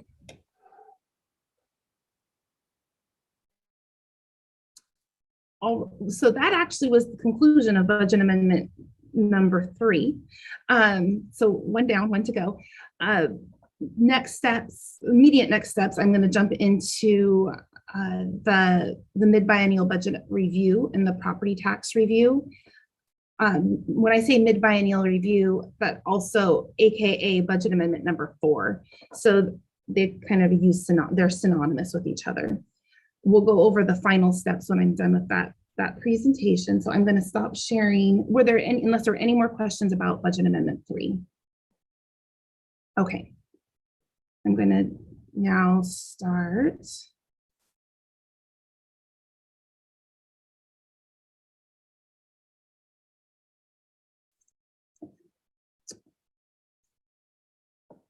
I'm getting the hang of it now. So this is our revenue sources and mid-biennial review presentation. This begins on page 48 of your council packet. And as it was pointed out by the mayor earlier, you did receive some replacement pages for that attachment for Exhibit A associated with this review. And that email that you received earlier replaces pages 52 through 62 of the original agenda packet. And again, that's where you're going to get all the details, all the ins and outs for all the revenues and expenditures in and out of each fund. Here's this calendar again. We've now moved on to the second item under October 25th, which is the mid-biennial review and adjustment. In the mid-biennial review adjustment, the purpose is to realign significant resources. Looking forward to 2022, what are our trends that we've seen actually happen in 2021? Do we need to make any adjustments? Do we know anything that's going to impact 2022 that we need to change now? As well as adopt the continuation of previously adopted requests. So you'll see some requests that have been approved in Budget Amendment 1, Budget Amendment 2, and then you'll also see some new items that we're proposing for Budget Amendment 3 flow through into this Budget Amendment number 4 as well. We've got new requests for new programs for 2022, in addition to items 1 and 2 above. Adjust to the projected 2022 beginning fund balance for all funds, and then adjust capital project budgets for any of the funds that have non-general fund impacts. So again, the summary before the chart, we have a total, for the general fund, total new expenditures are $684,000, offset by $128,000 in new revenue. 2 new FTE requests. General fund ARPA requests total $342,000 in the general fund. And then for all funds in 2022, those ARPA requests total $2.4 million. And then previously approved requests, total expenditures total $1.7 million, offset by $198,000 in revenue. And that includes the continuation of those 4 new FTEs and those 2 LTEs that we had just finished discussing in that Budget Amendment 3. So even though they had $0 impacts in 2021, we will see them here in this Budget Amendment 4. Before we get into expenditures, though, I'm going to talk about the revenue side of things, because that's really one of the most significant pieces to the mid-biennial review, and that is reviewing our significant revenue sources. And our most significant revenue source is our property tax levy. And I'm going to try to walk everyone through. Property taxes is not necessarily intuitive when you're figuring out how to calculate it. So I hope I can explain it so it's easy to understand when I'm all done. What we're going to start is with the yellow highlighted line, which is what our preliminary property tax levy right now. It's looking like it's going to be about $23.9 million. And this is based on what our 2021 property, we start with our 21 property tax levy, which was $23.3 million. We get to add our 1%. So we talk about our 1% property tax cap, which is $233,000. That's 1% of the 23.3 million. And then we can add estimated new construction. So how we get our estimated new construction is the county gives us the value, the assessed valuation for all new construction that was constructed in 2020 that we didn't get to tax in 2021. So we get to do a catch up. We apply our 2021 rate to that assessed valuation because we didn't get to collect it in 2021. So now we get to collect it in 2022. And so based on what the preliminary assessed valuation on that new construction is and our 2021 rate, that totals $285,000. And then the county also gives us what they say are estimated refunds and re-levies. That's just a number they give us. That number is in constant flux until December 31st when they finalize their property tax levy. So right now, that estimated refunds and re-levies is $50,000. And that's how we get to the $23.9 million in 2022 property tax levy. number will change a little bit, as really the biggest number that changes between now and the end of the year will be the value of the assessed valuation of new construction. So those AV values change almost daily at the county assessor's office. So right now, based on this, the new construction assessed valuation, this is what the number is looking like for 2022 right now. That number at the very top, that $14.3 billion, that's how much all of our real property is assessed at in the city of Auburn. And that, we take that number and we divide, or we actually take the $23.9 million and divide it by 14.3 billion divided by 1,000. And that's how we get our tax rate of $1.66 per thousand. So based on the $23.9 million, our tax rate per thousand in the city of Auburn will be $1.66. As for comparison purposes, our tax rate per thousand right now this year is $1.77. So our tax rate's decreasing because assessed valuation is growing faster than our 1% increase is allowed. Questions?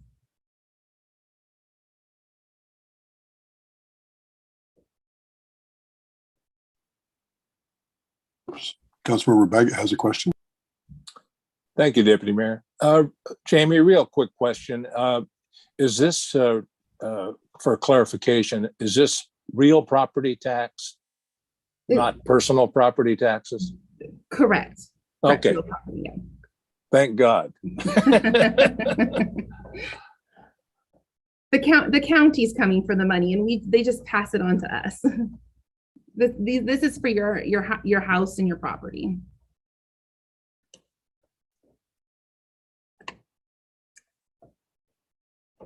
So now that we've got the property tax piece out of the way, we can talk about other revenue realignment for 2022. And there's some big things here as well. So we're increasing our estimate for sales tax by $2.5 million.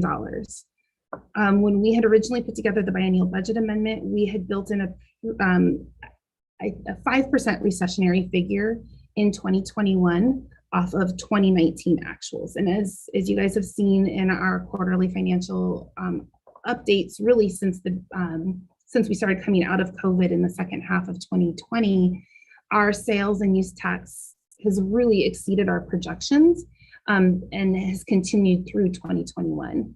So our original 2022 budget was based on a slight increase off of our recessionary figure value that we had assigned in 2021. Since we are not realizing a recession, we are just even hold steady with 2021 figures. We're proposing to increase the sales and use tax by $2.5 million in 2022. And that's really just assuming we hold steady with what we're seeing right now, not even assuming any increases.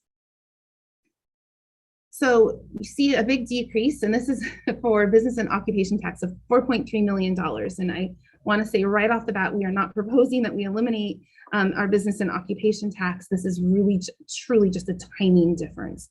So as we're moving through our deployment and onboarding of our file local system, which is what we'll be using for our online report as our online reporting tool for businesses to file and report their B&O tax, we've had some slowdowns. And so for the ease of businesses and making sure that they have the most seamless experience possible, we have the ability to assign businesses either an annual filing status or a quarterly filing status.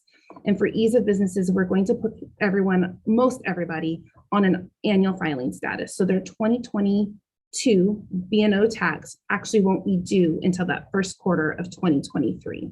So I'm not proposing that we reduce the revenue. I'm just proposing that we push it into 2023. And then once we get into 2023, we'll be collecting the B&O tax liability for 2022 and 2023 in 2023. So we'll be collecting 2 years of B&O tax both in 2023. So it's just delaying the timing. And I really think that this is going to make sure that our business experience is much more positive in the end, that there won't be as many glitches in the system, so to speak. And also on our end, we don't have to field as many phone calls all at once. And I think that that's also what will help provide a better customer service experience in the long run. So that's why we're decreasing it. We're decreasing it for 2022, but we're not decreasing it long-term. We do plan to still collect that money in the following year. And then the last piece is increasing our streamlined sales tax mitigation money by $1 million. We had originally removed this from both the 21 and 22 budget. We added it back into our 2021 budget and our budget amendment 2 once we knew that that money was coming back. Now we're just adding it into 2022 to record our anticipated streamlined sales tax mitigation money next year as well. And this is the expenditure, the general fund expenditure requests. These are the new requests. These new FTEs, items 1 and 2 are new in addition to what we'd already talked about for budget amendment 3. The first one is an outreach coordinator, and this position would really be sole support for Kent Hay and all of the work that he is doing, help support him out in the field as well as at the ACRC and community court, and help him do the things that he can do. Just a normal human being can't do all of the things that he does every single day. So this is just to enhance the work that he's already doing. The second one is to convert a part-time GIS tech. We currently have this position as a temporary part-time employee. It's very difficult to recruit a temporary part-time employee when really it's a full-time position that we need long-term. The cost for this position will actually be split, not just the general fund portion is $15,000. You'll see it in multiple places in that Schedule A, that Exhibit A, because it will be paid for by other proprietary funds as well, not just the general fund. The next item on here is HR certification for internally run training. So this is to certify our HR staff so they can perform trainings in-house. So ultimately to save us money, so we can still provide citywide trainings, but do it with our own city staff. We would like to invest some money into our recruitment process, our recruitment processes to enhance and foster DEI in our recruitment. So that would mean through scoring matrices as well as different types of advertisements to help really support and enhance our DEI initiative in recruitment. The next one is the modeling to update our comprehensive transportation plan. Another $50,000 to update our parks, art and recreation plan, which is required by the Growth Management Act. $100,000 to enhance the landscaping in our right-of-ways, particularly focused in our areas, our entryways into the city. It's just one of those areas that has slowly slipped with more property that our Parks Department is responsible for maintaining over time with fewer and fewer, well, with either the same amount of staff, but more property to maintain. We just aren't able to do it with our existing staff, but it's definitely an area that needs to be focused on. $105,000, again, same request, similar request to what we saw for Budget Amendment 3. Increasing inventory and also some small maintenance projects that would be paid for with the revenue from the sale of that inventory. And then recognizing $23,000 for our King County Veteran Seniors and Human Services grant that we've received.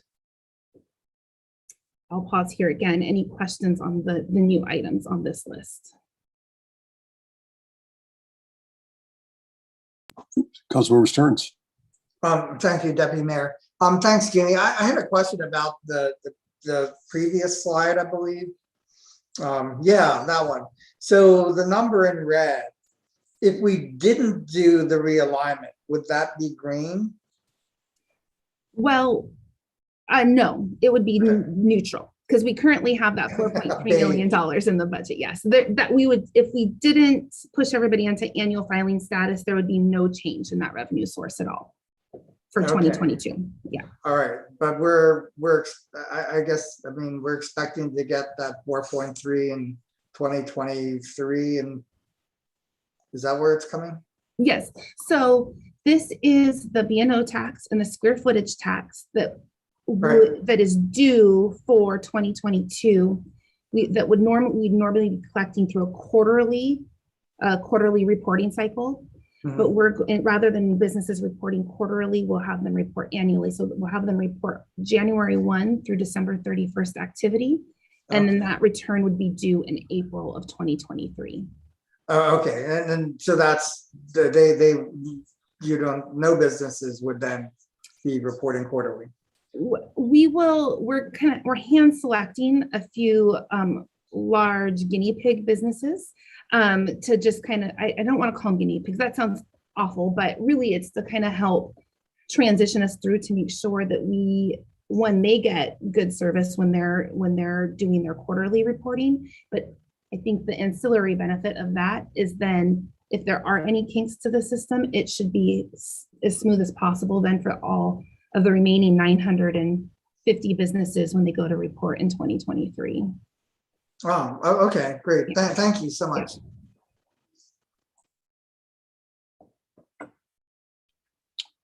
I don't see any other hands raised, Jamie. All right, excellent. Then I'll move along to a summary of the ARPA programs for 2022. These are all new compared to what we saw on the previous list in Budget Amendment 3, with the exception of the grant coordinator.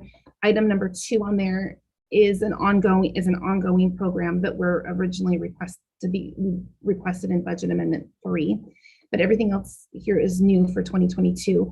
The first one is the Supplemental Human Services Grant for $160,000. This would really just to enhance the same types of programs and grants that we're already providing to service providers in Auburn, but we would just be able to provide more grants to either more service providers or increase the amounts to those service providers.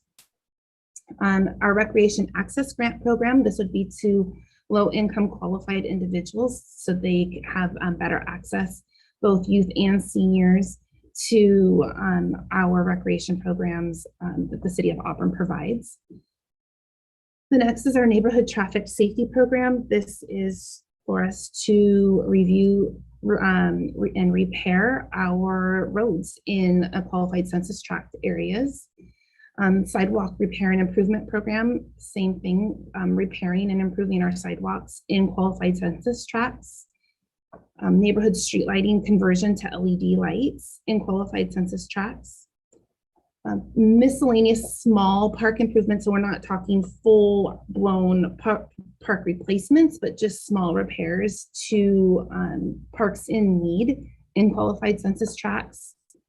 And then the repair and or replacement of the Dykstra footbridge, which happens to fall in a qualified census tract as well.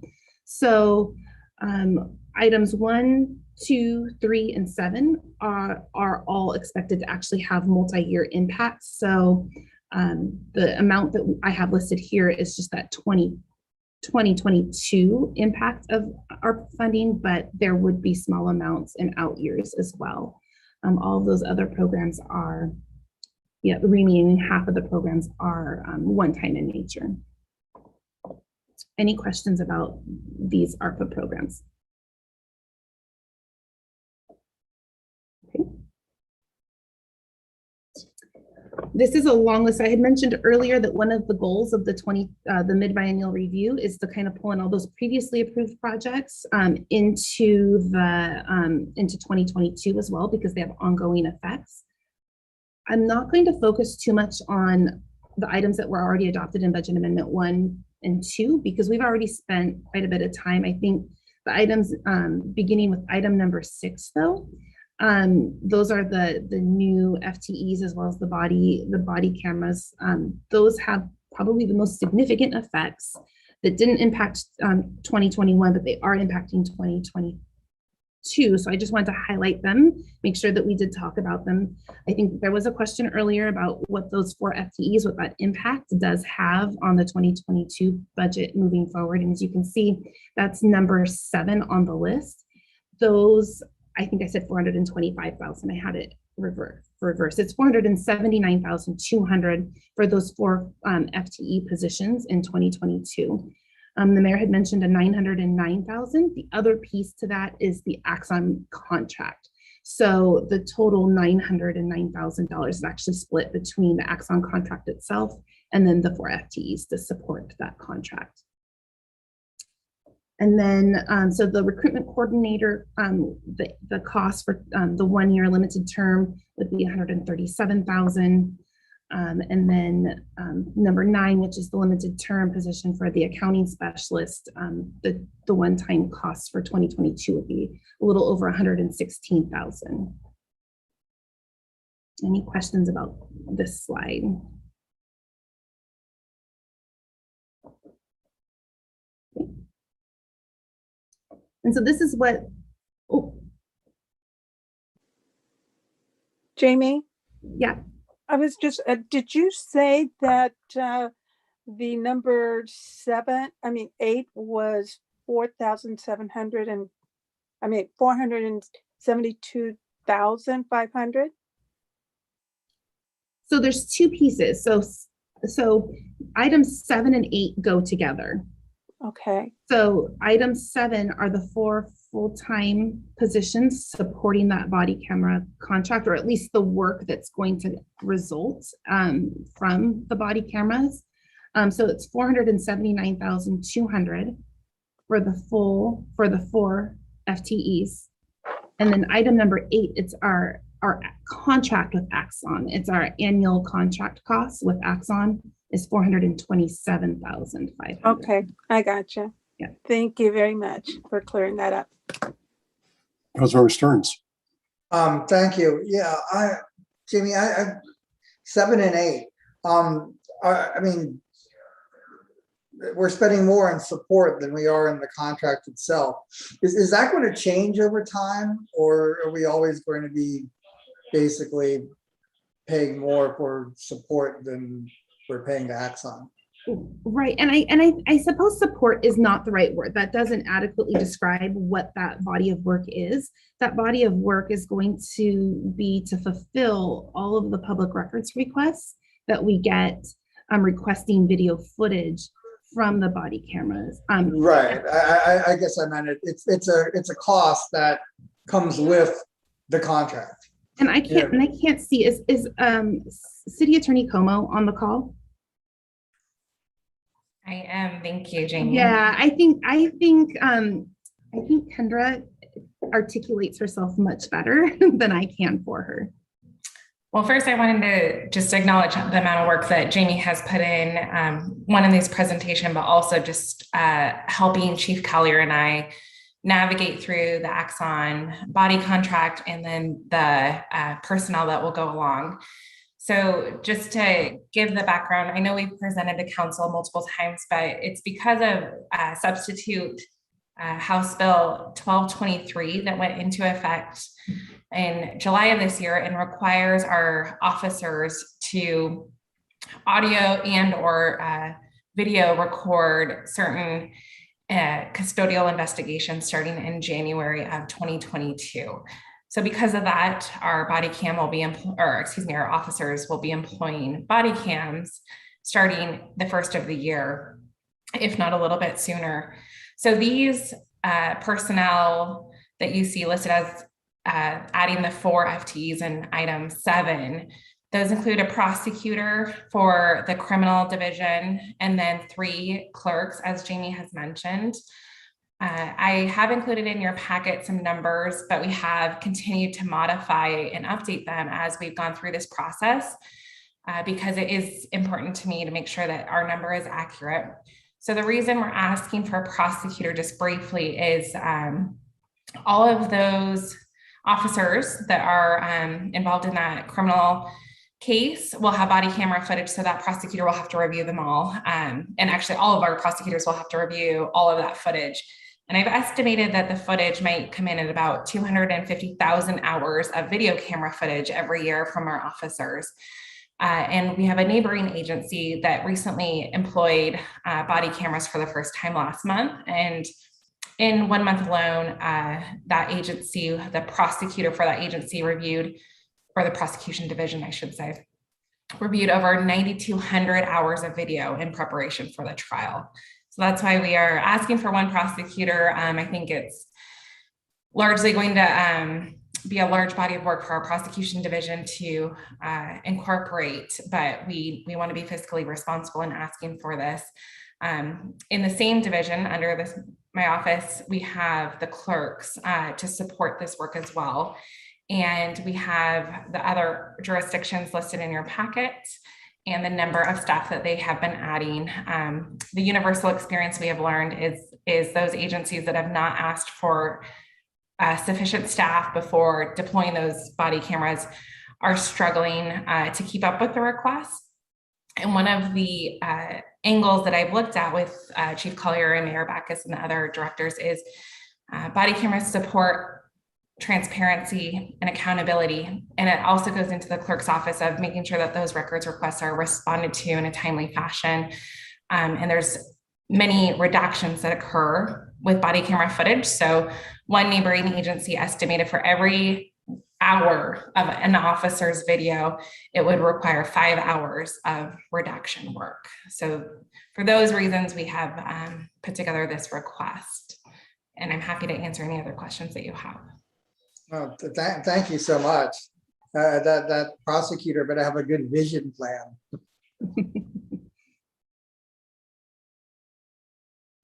Councilmember Baggett. Yeah, I'm not sure whether this question is for Kendra or for Jamie, but looking at number 8, the contract itself, I must have missed something there. Could someone explain what that contract has in it? Well, I can give you a very high level description of that. That's really just equipment and technical support. It's the licensing for all of those body cameras that we have. So this is over and above what ARPA is providing, right? Well, there is some ARPA money available that the council has set aside for the body cameras. I think with further analysis of what we think is defensible as far as ARPA funding allowable, we know that the first year of ARPA funding, or the first year of that Axon contract, is very clearly ARPA eligible for funding. What we don't know yet is if the second and the third and the fourth year are going to be ARPA eligible for funding, because it's based on statistics, crime statistics. And until we actually have 2021 statistics available, we can't definitively say we can use ARPA funding for that contract. So this contract is basically for support services rather than the acquisition of the equipment itself, right? I think the best way, right? I think the best analogy is with our Microsoft licenses, right? For every Microsoft license that we have an employee using, we have to pay for that every year. And it's very similar with these body cameras. We have licenses that we have to pay for each one. Okay, I guess we're in a wait and see then. As far as the cost, it's not going to decrease, but we may be able to, we do have extra ARPA money earmarked for body cameras, provided we can prove through through statistics that it is ARPA eligible. So right now we're saying, just to err on the side of caution, we're saying that part is not ARPA eligible, but it may be. Okay. We'd make an adjustment when we get there, once we have that information. Good. Well, thank you so much. Appreciate it. Mm-hmm. Okay, so we take this again, we're still looking at the general fund. If we take all of the adjustments that we would like to make, or we're requesting to make to the general fund for 2022, when we originally adopted the 21-22 biennial budget, our adopted ending fund balance was a little over $6.8 million. So with our revenue adjustments, which ended up with that B&O tax reduction in 2022, we reduced the revenue by $800,000 net. We have new requests of a net impact of $556,000. Our previous adjustments have a net impact of $1.5 million. And then we're going to add in our beginning fund balance adjustment of almost $6.9 million. And a brief explanation of what that is. When we close our books at the end of the year, so when we closed the books at the end of 2020, we found out what our actual beginning fund balance for 2021 was. And we made a beginning fund balance adjustment with Budget Amendment 2 to align our beginning fund balance for 2021. However, we haven't made any adjustments to 2022 yet. We don't make any future year adjustments until we get to this budget amendment. So we're now, when our 2021 fund balance was adjusted upwards, that also means it flows through to 2022. So right now we're flowing through to 2022. We're making that upward adjustment. This is really just to get 2022 caught up with how we ended 2020. It's quite a bit of a delay. It's how just the way we built the process. But the good news is we get to add that back in again and apply that against all of our adjustments that we're requesting. Right now, our adjusted ending fund balance for 2022 is $10.8 million, which would be 13% of our general fund 2022 expenditures. And I put that in there so we can keep on our radar our 10 to 14% fund balance goal that we're always trying to hit our target. As far when we're adopting our budget, we want to make sure we're not falling below those targets. So that is where our 2022 ending fund balance, what that would look like at this point with the adjustments that we've proposed all the way through Budget Amendment 3 and all the way through this mid-biennial budget amendment that I'm presenting now. So that's general fund. I did want to hit again, like always, there's highlights in other funds, and I just want to make sure that we talked about those too. Our debt service fund, we are reducing debt service payments of $695,000. Again, this is a timing thing, a delay thing. We refunded our LTGO bonds back in 2020, which resulted in interest savings on our debt service. We recognized those savings in 2021 already. We have not had an opportunity to make an adjustment to 2022. So this is us recognizing those debt service savings in 2022, which ultimately saves our REIT funds. So those debt service payments mostly came from REIT 1 and REIT 2. So that reduction in debt service costs for 2022 frees up some of our REIT funds. Which leads me right into our capital improvement fund of our request for $350,000 in capital expenditures using REIT funds. I'm going to talk about that Department of Homeland Security study that I mentioned a couple times already. Part of that study, they looked at our second floor customer service area in the annex building, and they gave us some ideas about how we could reconfigure for staff safety for the 100+ staff that sit in that second floor annex building. But also kind of using it as an opportunity, not just from a safety standpoint, but from a space usage standpoint. Usage standpoint, we had our master facilities plan done, and they looked at a lot of our space needs. And this wasn't actually addressed in that, it wasn't one of the final things that we asked them to address, but we do know from the second floor standpoint that we do have more staff than space, and we would like to use some of this REIT money to reconfigure and use that space more efficiently, but then also to provide safety for staff as well. So that's what that $350,000 request is for. Then moving into utility funds, adding $2.2 million in operating expenses for the utility tax expenditures. I mentioned we are including this in Budget Amendment 3 as well. This is just taking into account our increased utility tax on internal utilities.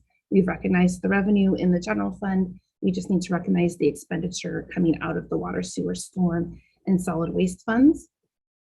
We're proposing to add $267,500 in our operating expenses for our solid waste fund to hire 2 new FTE maintenance workers, and this is for our litter control program. So currently we contract with Waste Management, and they have a crew that drives to the city, and they have a route, and they pick up litter and waste on their particular route. We also, to supplement that waste management contract, we have limited term seasonal employees that also do litter pickup throughout the city. Our experience was that we can't hire seasonal workers to do that work. And so what we would like to do is convert those to full-time employees so we can actually get people in those positions. What we're finding is the work that waste management does is very valuable. There's still a lot of work that still needs to be done. I mean, I think that is one of the number one complaints that we hear is that we have a lot of litter in the city. And so the idea is to start with getting a full crew of a litter management crew in-house. Our hope is that they become so effective that we could potentially transfer away from the waste management portion of that contract. So the cost of bringing it in-house would be offset by the savings of the waste management portion of our contract and the routes that waste management currently runs for litter control. We are also requesting to add $1.4 million in our storm capital to increase previously approved capital budgets in our storm fund for both the North Airport Stormwater Improvements System and the 4th Street Southeast Preservation projects. So previously approved projects, both of them are more than originally budgeted. And so we would like to add money towards those projects. The money exists in the capital funds for these types of projects. So the funding is available. For the cemetery operating fund, we're asking to add a new limited term maintenance worker. There's been sustained just within internments and inurnments at the cemetery to help get caught up with the amount of work at the cemetery. We would like to add a maintenance worker position there to help the cemetery. That would be fully funded with cemetery revenues in the cemetery fund. So it's it's a completely self-sustainable fund, and it would be using cemetery operating fund revenue to fund that. Airport capital fund, increasing the open T hangar project, which had been previously approved by $439,100 for increased costs.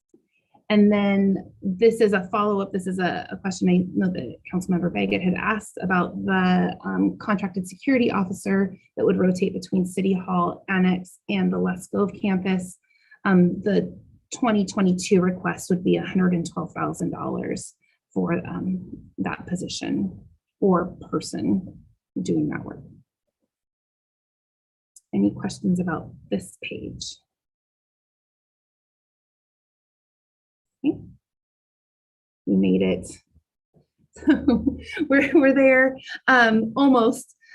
So the next steps would be to adopt Budget Amendment 3, which was that first presentation at the November 1st council meeting. We'll have our public hearings on the second presentation, which was the mid-biennial budget adjustment, as well as a public hearing on our 2022 property tax levy. And then assuming either this moves forward or any changes or amendments to this, we would move forward to the November 12th council meeting for one last public hearing, and then on this for the mid-biennial budget amendment. And then that same night, the adoption of the property tax levy and the mid-biennial budget amendment.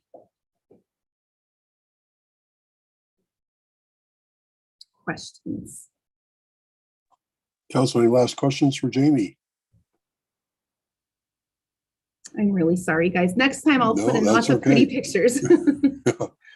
I think, Jamie, it looks like you may have answered all of our questions. Oh, you haven't. Councilmember Baggett.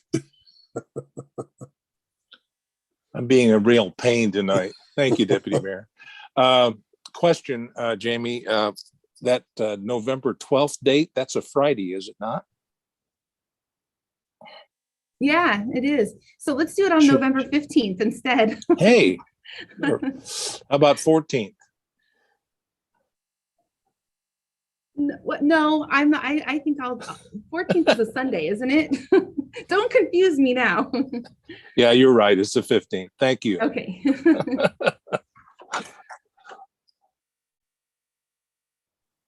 All right, Councilmember Baggett, thank you for catching that. I guess you don't want to have a special council meeting on the 15th, so that's okay.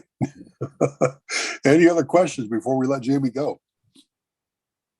I don't see any. Jamie, once again, thank you for the presentation, the detail, and the explanations. Greatly appreciate what you do and your time for helping us as council members understand what's going on here. Appreciate it. Thank you. All right. All right, council. I am going to propose we take a break. We've been at this for a little while, so it is now 7:44. Let's go ahead and recess, and we will reconvene the meeting at 7:50, promptly at 7:50. Thank you. We are recessed.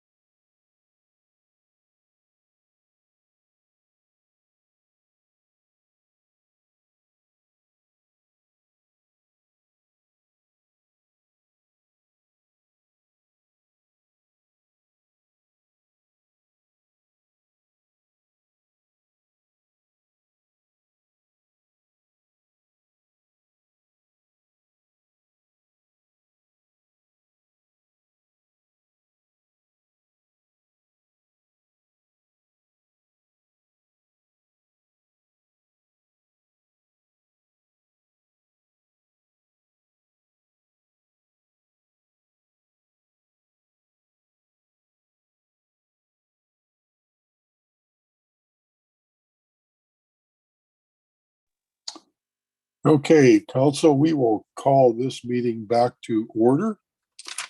And with that, our next item on the agenda is our Public Works and Community Development discussion items.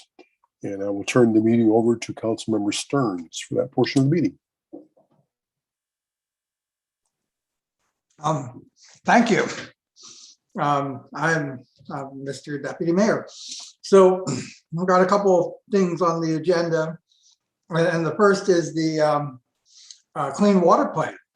So I believe, is that going to be Director Tate, or is that going to be the manager? That is Director Galb. Oh, Director Galb. Okay, there you go. Yes. Fantastic. Thank you, Director. Thank you. And good evening. So for the record, Ingrid Gaub, Director of Public Works, and I'm going to actually have Lisa Tobin, our Utilities Engineering Manager, give you a very brief, hopefully, overview of the King County Clean Water Plan that Councilmember Stearns and Councilmember Baggett have been working on over the last several months. This will continue into 2022 before final decisions are made, but it does have an impact on our sewer customers and the rates that they may be paying in the future. So with that, Lisa, do you want to start? Thank you very much, Director Gabb. Let me share my screen.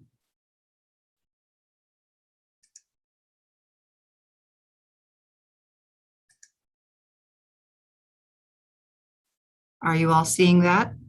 Yes. Okay.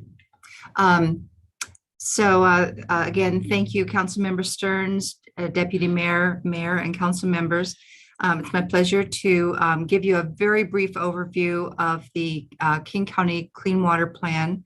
As Ingrid mentioned, council members Stearns and Baggett have been participating in a series of workshops this past year about the plan. And so tonight we want to go over what is the purpose of the Clean Water Plan. I'll give you a very brief overview of what the King County Wastewater Treatment Division's wastewater system consists of, talk a little bit about the decision process and the issues that King County is going to be considering as part of this comprehensive plan, and then talk about some of the areas that Auburn may want to consider specifically as it relates to our sewer rates. So the Clean Water Plan is very similar to the comprehensive plans that we develop both for the city as a whole, for each of the utilities and for the transportation division, but on a much broader scale because it's a regional system. It will deal with all aspects of the management of the wastewater system, which is much more than just treating the sewage. The plan will include the projects, programs, and policies that will affect the regional system and will reflect the region's priorities, and it will provide a path for the financial investment in those different systems for the next 40 years. King County's stated objective is to direct the right public investments to the right actions at the right time for the best water quality outcomes. So it's a very noble and ambitious objective, trying to spend the right money that we need to keep the water quality of the region up to best possible quality. So this is a depiction of the King County wastewater system. You have a copy of this in your packets. It extends from southern Snohomish County all the way through King County and into Auburn's service area. You can see here, this is Auburn outlined in purple. And all of our sewage flows northward through the valley to the South Point treatment plant in Renton. There are two other treatment plants. One is at West Point in Discovery Park in Seattle, and that treats the combined portion of the Seattle King County system. That means that the stormwater and the wastewater are combined into those 100-year-old pipes. And so they all flow together, which creates some wet weather issues that you'll be hearing more about in a future presentation. And then there's the Brightwater plant that serves southern Snohomish County and northeastern King County. There are 34 agencies that contribute their sewage to King County's 3 wastewater treatment plants. Those consist of cities, sewer districts, and the Muckleshoot Indian tribe. The decision process that King County is going through on deciding what to include in the plan, what policies and programs to develop, kind of interesting. They've identified a series of decision areas that they are then going to develop actions for each of those decision areas, combine those different actions into strategies, because as I mentioned, it's much more than just treating the wastewater, and then picking from those strategies, develop a preferred strategy, and then present that to the elected officials to hopefully achieve their concurrence. These are the decision areas, and you can review those in your packet, or we'll discuss them more at a future presentation. They'll be combining them into various strategies based on, should we just do the least amount of possible? Should we just look at conventional policies and processes? Should we explore some new innovative things, or should we really emphasize reliability and resiliency? And all of those, of course, will come with varying levels of cost and infrastructure. So as we see it, in talking with council members Stearns and Baggett, the key issue for Auburn is sewer rates. All of those various topics, whether it's infrastructure or nutrient removal and other new wastewater treatment regulations, climate change, dealing with the combined stormwater and wastewater, what resources we want to try to recover from the wastewater stream, and also ensuring interagency equity. All of these things, as they combine those into strategies, will cost different amounts of money, and ultimately that will be reflected in our sewer rates. So we're very interested in that aspect of it, as are all of the other component agencies for King County, and we are continuing to have some pretty in-depth discussions with the wastewater treatment division about the implications of that. So the next steps will be to continue to work on the clean water plan over the next year or so. They hope to finish it by the end of 2022. We'll continue to have elected officials workshops, and I'm also attending a number of more technical workshops. And so we'll be presenting some information to you at some future council meetings. And as always, we will continue to evaluate the impact of those actions on our customers to make sure that we're representing them appropriately. So with that, Councilmember Stearns, Councilmember Baggett, is there anything else you'd like to add? Thanks, Lisa. That's really, yeah, you did it. I mean, it's such a huge topic, and there's so many moving parts. So you did a really great job of kind of distilling it down to something that we can digest. I really appreciate that. Okay. Yeah, Councilmember Baggett. Well, I think, the thing that we were on target with at the last meeting was the finance aspects of this thing. And I think that they're significant. I mean, there's no way around it. We're talking about possibly new sites that might be built.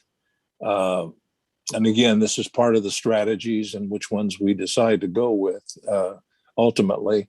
Prioritization of what should we do first and second and third and so on. We're going to have to replace a lot of that plumbing underground and everything. So that, I mean, like Lisa said, it's 100-year plus in age. So it is like Councilmember Stearns said, there's a lot of moving parts here and a lot of things to decide on as to what would be best for everybody, coming on down to how it will affect our ratepayers.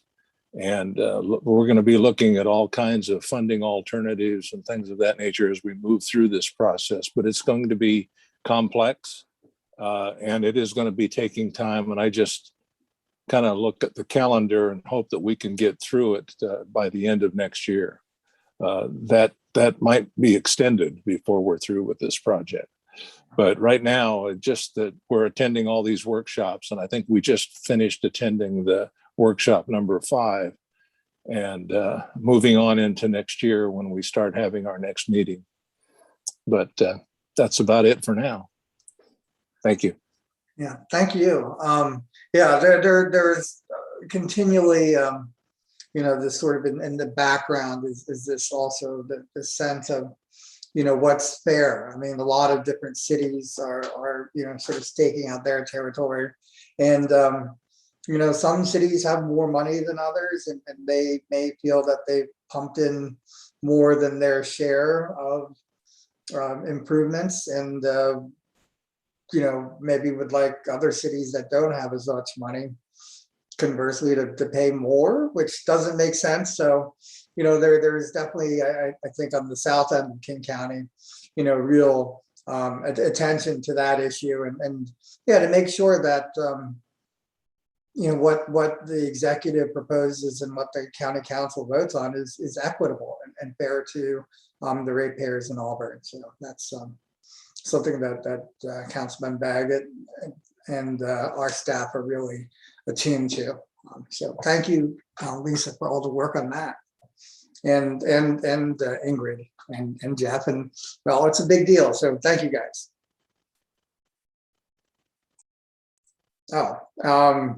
So I think, wait, are there any more questions from council on this? Okay, seeing none. I can tell that you're all just wowed by the plan. So next, we have a presentation on floodplain development permitting. And that, I believe, falls under Director Tate. Yes, good evening again, and thank you for the opportunity. So I'm going to introduce a couple of our staff here. Dustin Lawrence is a senior planner in the department, and Dustin is going to walk us through the primary presentation here. Also on the in the meeting is Steve Sturza, who's the development engineer manager over in community development.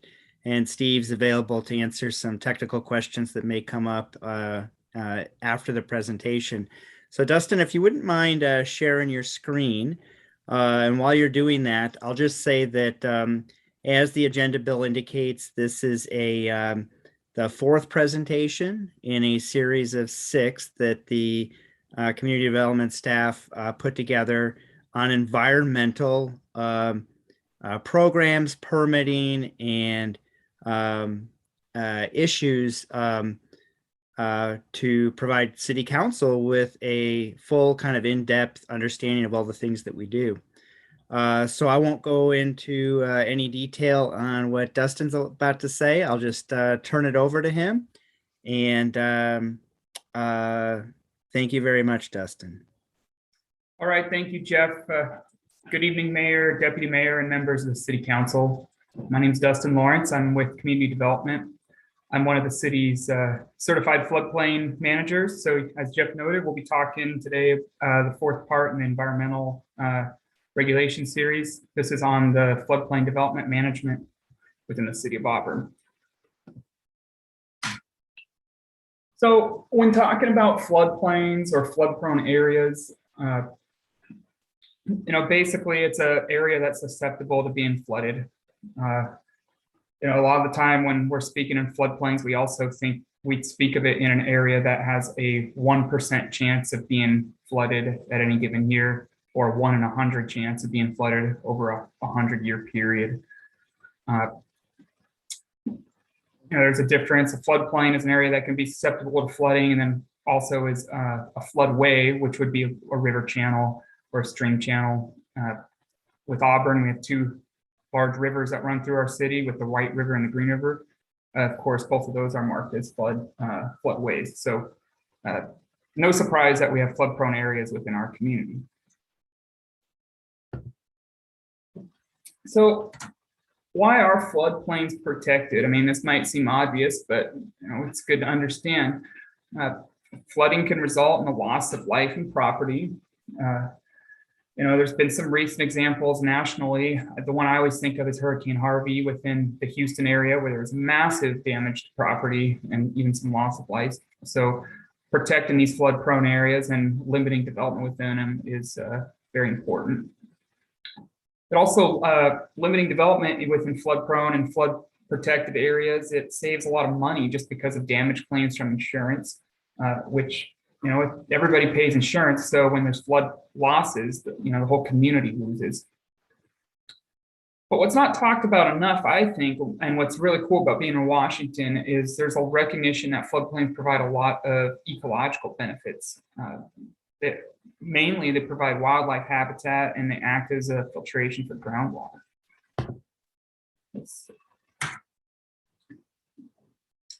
So in the Puget Sound, the Endangered Species Act, like a lot of areas throughout the country, we have endangered species right in our own backyards, or I guess in our river systems here.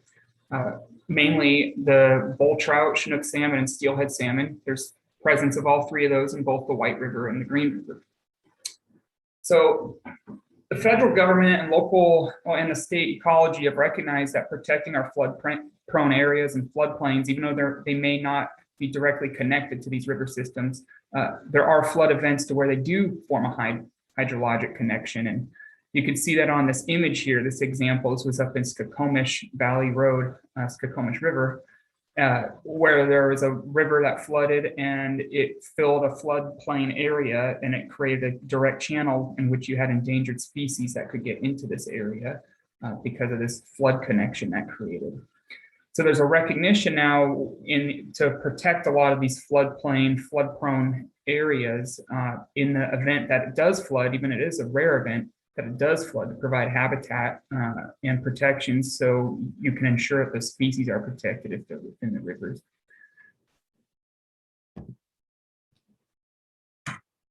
Now, within Auburn, where our floodplain's located, it's probably not surprising, but a lot of it is within the valley area, if not all of it's within the valley. Water flows downhill, right? The Green and White River, as I mentioned earlier, they're both the main floodways within the city. Some streams as well act as some major floodways, including Mill Creek. And floodplain areas, we know they're in these areas not just because of common sense, because maybe a lot of you have lived in Auburn for your whole life for a long time, and so you're aware of where areas have flooded previously. I know as a kid, I remember right outside the city limits, but where Smith's Brother Farm used to be. I remember back in '92 and '93, I saw that whole area flooded. It's quite remarkable. But and that's one of the things we look at to understand where floodplains are, historic data. But with technology and science and whatnot, there's been major gains in how we map these areas and can predict where they're at. At the federal level, FEMA, the Federal Emergency Management Agency, they create what are called flood insurance rate maps, which is, if you see in this image here, it's kind of a crude image, but it's from the city's GIS, in which this green area shows where there's flood-prone areas that are mapped for this detailed study prepared by the federal government. Oh, hang on, I think sorry, bear with me here. Okay, so the federal government creates what's called flood insurance rate maps. They're based off of a number of I guess, information and sources to create them. This screen grab that you see on here, this is an actual flood map taken from the FEMA's Map Center just within the city of Auburn. These maps are created through a number of methods. There's historic data. We have over 100 years now knowing where areas have flooded, so we have a good indication of where areas are likely to be flooded again. There's a detailed topographic analysis and hydrologic and hydraulic analysis in which you can get estimates of where these flood areas will occur.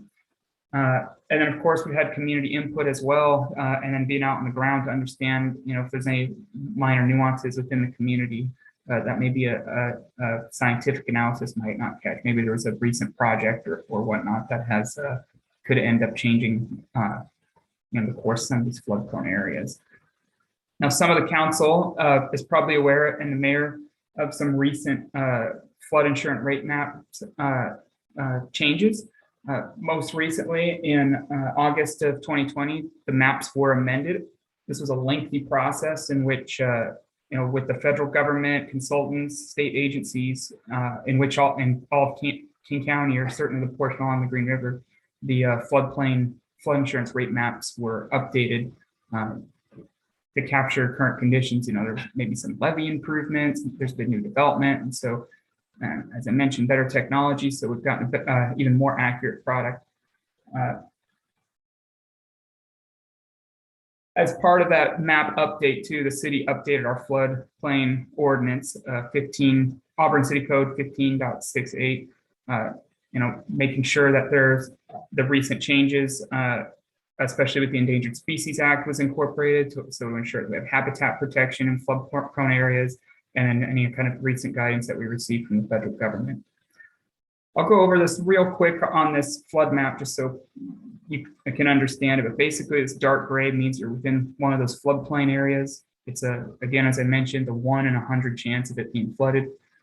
My colleagues like to point out, and I know that the staff at FEMA, sometimes it's misleading to tell people that it's a 1 in 100 chance because the math works out, it's a 1 in 100 chance on a given year, but say if you own a piece of property in that year over a 30-year period, it ends up turning into, I believe the math works out to a 26% chance. So it's very important, a 26% chance that it could be flooded over that 30-year mortgage. So it's very important to understand the math behind it. Just because it's a 1 in 100 chance on 1 year, if you're at that same location every single year for 30 years you own that home, you have a pretty high likelihood of experiencing at least one flood event or a 1 in 4 chance. Now these maps are divided into some other areas. There's this shaded zone X on, that's a 1 in a 500-year chance. Those are the more extreme events. But the important one is the dark gray, which is the AE or the zone A. That's where there's a 100-year event. I talked about floodways earlier. That's the river, and that's no different right here. This cross-hatched area on the right part of the screen, that's where the Green River is. And so it makes a lot of sense and logical sense. You don't want to develop within floodplains. You want to protect them. They provide ecological values. There's a risk with being within them, but that's not practical sometimes. There's a lot of areas within the city of Auburn that were built before a lot of these floodplain regulations were put in place. And sometimes things change, like this recent mapping from FEMA as an example, to where there's areas that weren't in the floodplain before are now in the floodplain because we have better data, or maybe there was a different kind of stormwater or flood control project that protected a lot of property, but then it ended up causing a flood mapping area to occur on another property. So inevitably there has to be a permitting mechanism to work with the community to make sure we can still permit things within Auburn, because it's not practical sometimes to completely deny people benefit of maintaining their property and developing property. And so now when there's permitting, I think it's important to understand that all development within floodplains requires a permit. And that's a pretty rigid definition, and that's directly from FEMA. FEMA has interpreted development to mean something as small as installing a fence post would rise to the level of triggering a floodplain permit. Now, luckily for Auburn, we have a well-developed ordinance that gives us a lot of flexibility and it's scaled. There's exemptions for certain kind of projects. Say you're going to re-roof your house, but your house is located in the floodplain already, and it's been like that for 50 years. There's an easy exemption process to go through. If you're going to build like an interior window and or an exterior window just on a developed site already, those are more or less just us documenting that what activity happens isn't going to affect the floodplain. But as you go up and you get to the higher tiers, a level 3, for example, permit, that's the full blown. We know it's in a map floodplain. The developer is going to bring in fill. They're going to make sure there's not going to be an impact to any habitat. And they're going to make sure any kind of flood water that would happen at that location is going to be stored somehow, whether it be through a flood control facility on the property, like a giant pond, or some way to maybe channel the water to another location. Those projects are semi-rare, but we do see them still. Procedurally, floodplain permits almost always associated with another permit that the Community Development Department administers. So, if you're going to build something, there's probably a building permit. If you're bringing fill on the site, there's probably a grading permit. But But what's interesting about floodplain permits is that sequentially within all of our permits that we issue, it has to be the last permit. So it's important because we want to make sure all the grades are going to line up, exactly what's proposed to be built can be built. And so anybody who has to get a floodplain permit have to obtain the other permits in advance. It's the final permit that's issued. For the last decade, we issue about 8 to 10 floodplain permits per year. This pie chart shows about 40% of them are exemptions, and 56% are the level 1 through level 3. It's not captured here because we changed how we classify level 1 versus level 2 and 3 permit about 3 or 4 years ago. But of that 56%, a large portion are pretty small still, and there could be construed as an exemption. And so we really only see maybe a handful of significant flood-related permitting actions within the city of Auburn.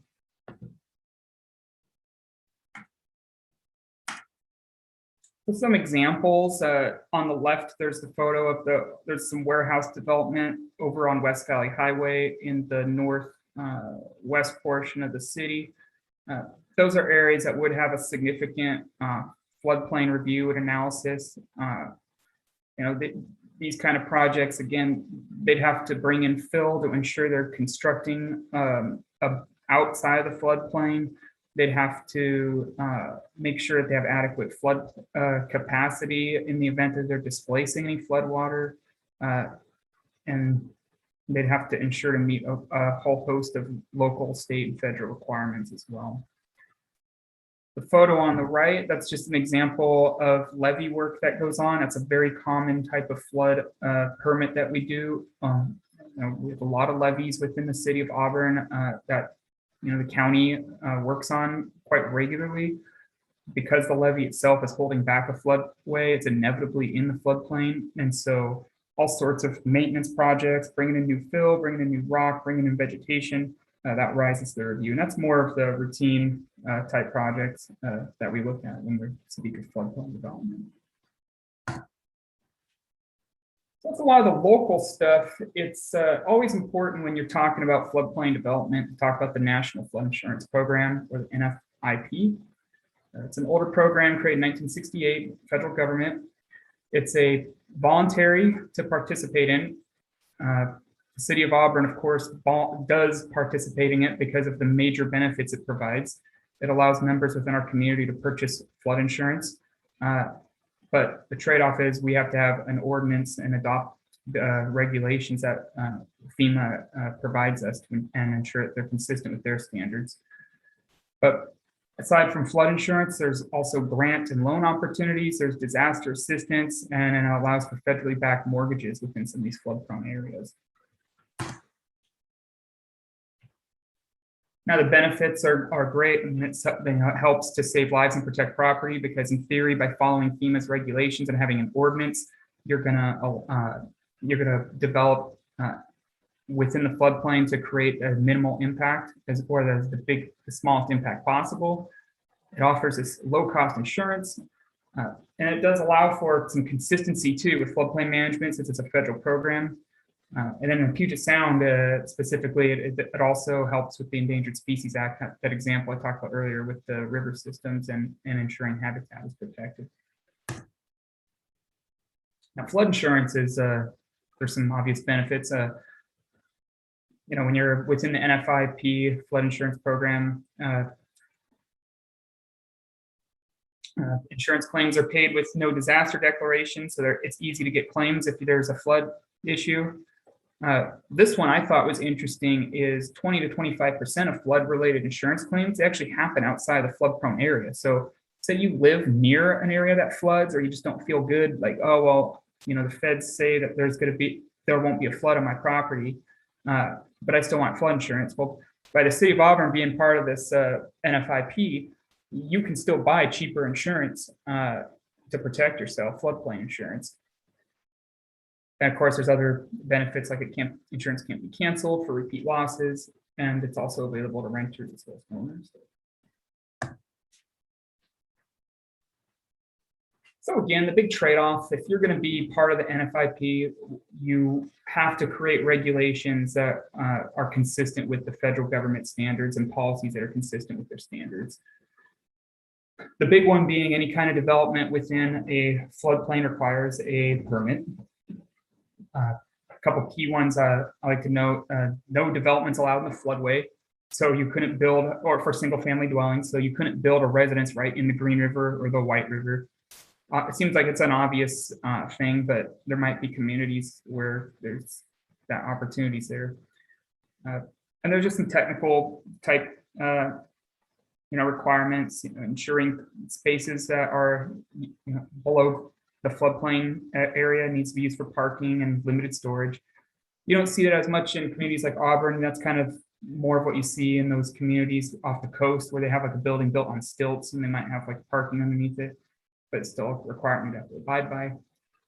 You could build commercial buildings within these flood prone areas and still have working space where it could flood, but you'd have to flood proof the building still. So you wouldn't necessarily need to raise it, but you'd have to have certain flood protections in place, like flood proofing it and having vents and whatnot so water could pass through in the event of a flood. And then anytime you build something within these areas, you have to prove you're not going to result in a rise of the base flood elevation. So it's kind of like if you put something in a glass of water, the water goes up. You got to figure out, you got to account for that when you build in the floodplain. If you're going to build within an area that's got flood, where's that water going to go now in the future when it floods? So you got to account for that. So as far as the roles, the federal government creates the regulations and has the overall program oversight. The State Department of Ecology administers the regulations, has the oversight for the state of Washington, and they provide technical assistance to cities like the city of Auburn. So if we're having trouble crafting our ordinance, they'll review it for us and work with us to make sure it's consistent with meeting standards. The big players, it's us, the local government and the floodplain administrators. We're the ones who, our ordinances, it's our ordinance and it's our permitting mechanisms that allow this development. So we are the ones who maintain this program. The federal government and the state provides all the guidance and all the examples of whatnot, but we're the ones who are responsible for managing the permitting, denying permits, approving permits, and so it falls on the city of Auburn. Now, there's a couple other little things related to just on flood control outside of permitting. The CRS community rating system. This is an additional subsidy for flood insurance. It's a voluntary incentive program and encourages communities to exceed the minimum requirements of the National Flood Insurance Program. So it allows for reductions of flood insurance to its citizens. So that for Auburn, we are part of the CRS, the community rating system. Right now, we have on a scale of 1 to 10, we're rated a 5. So it's basically 5% discount on flood insurance for every point you have. So on top of us being able to, on top of our citizens being able to purchase flood insurance, they can get it at a 25% reduction because Auburn does such a good job and goes over and beyond what the minimum requirements are. It does have its challenges as far as the labor involved, just because there's regular audits, there's a lot of documentation. It requires us to keep up on our rules and have the staff available, but it's nonetheless still a great benefit for our citizens. Also related to floods, the council's probably aware of the King County Flood Control District. This is a countywide district that allows for funds through property taxes, in which those funds can be used for flood control projects throughout the county and administering policy. It's a great benefit because by combining resources, you can develop significant flood control projects that'll have a full regional benefit.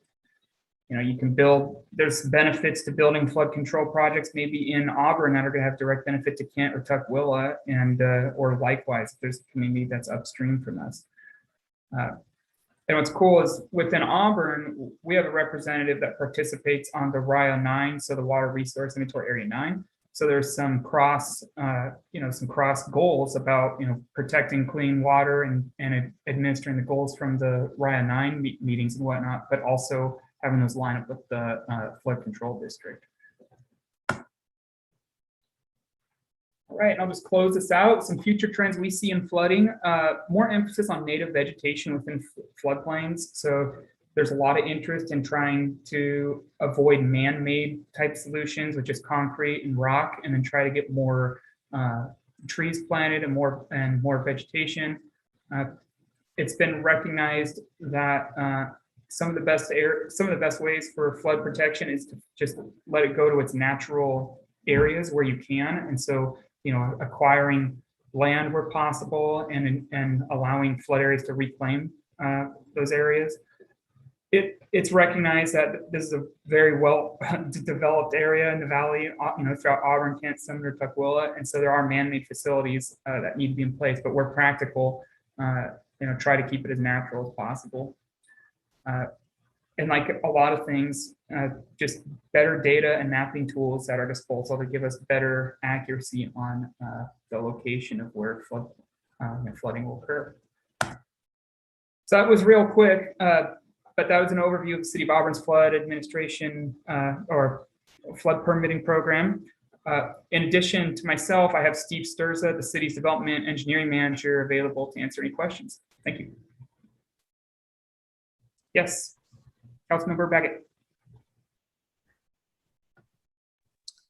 Thank you, Dustin, and thank you, Chris. What I'm looking for, and reading over the future trends here, I was looking at that first picture, and it brought to mind the massive flooding over at the Isaac Evans Park area on the east side of the river. And I was just wondering, it looks like they're discouraging any more levees or any other devices or man-made things that could prevent that happening in the future. What are our thoughts on that? Yeah, and that's a good question. And I think it's important to distinguish what's existing already and then, adding to. There is a pretty well-developed set of levees within Auburn, but, like what I've experienced, like the area, like where the Muckleshoot tribe owns some land along the White River. Where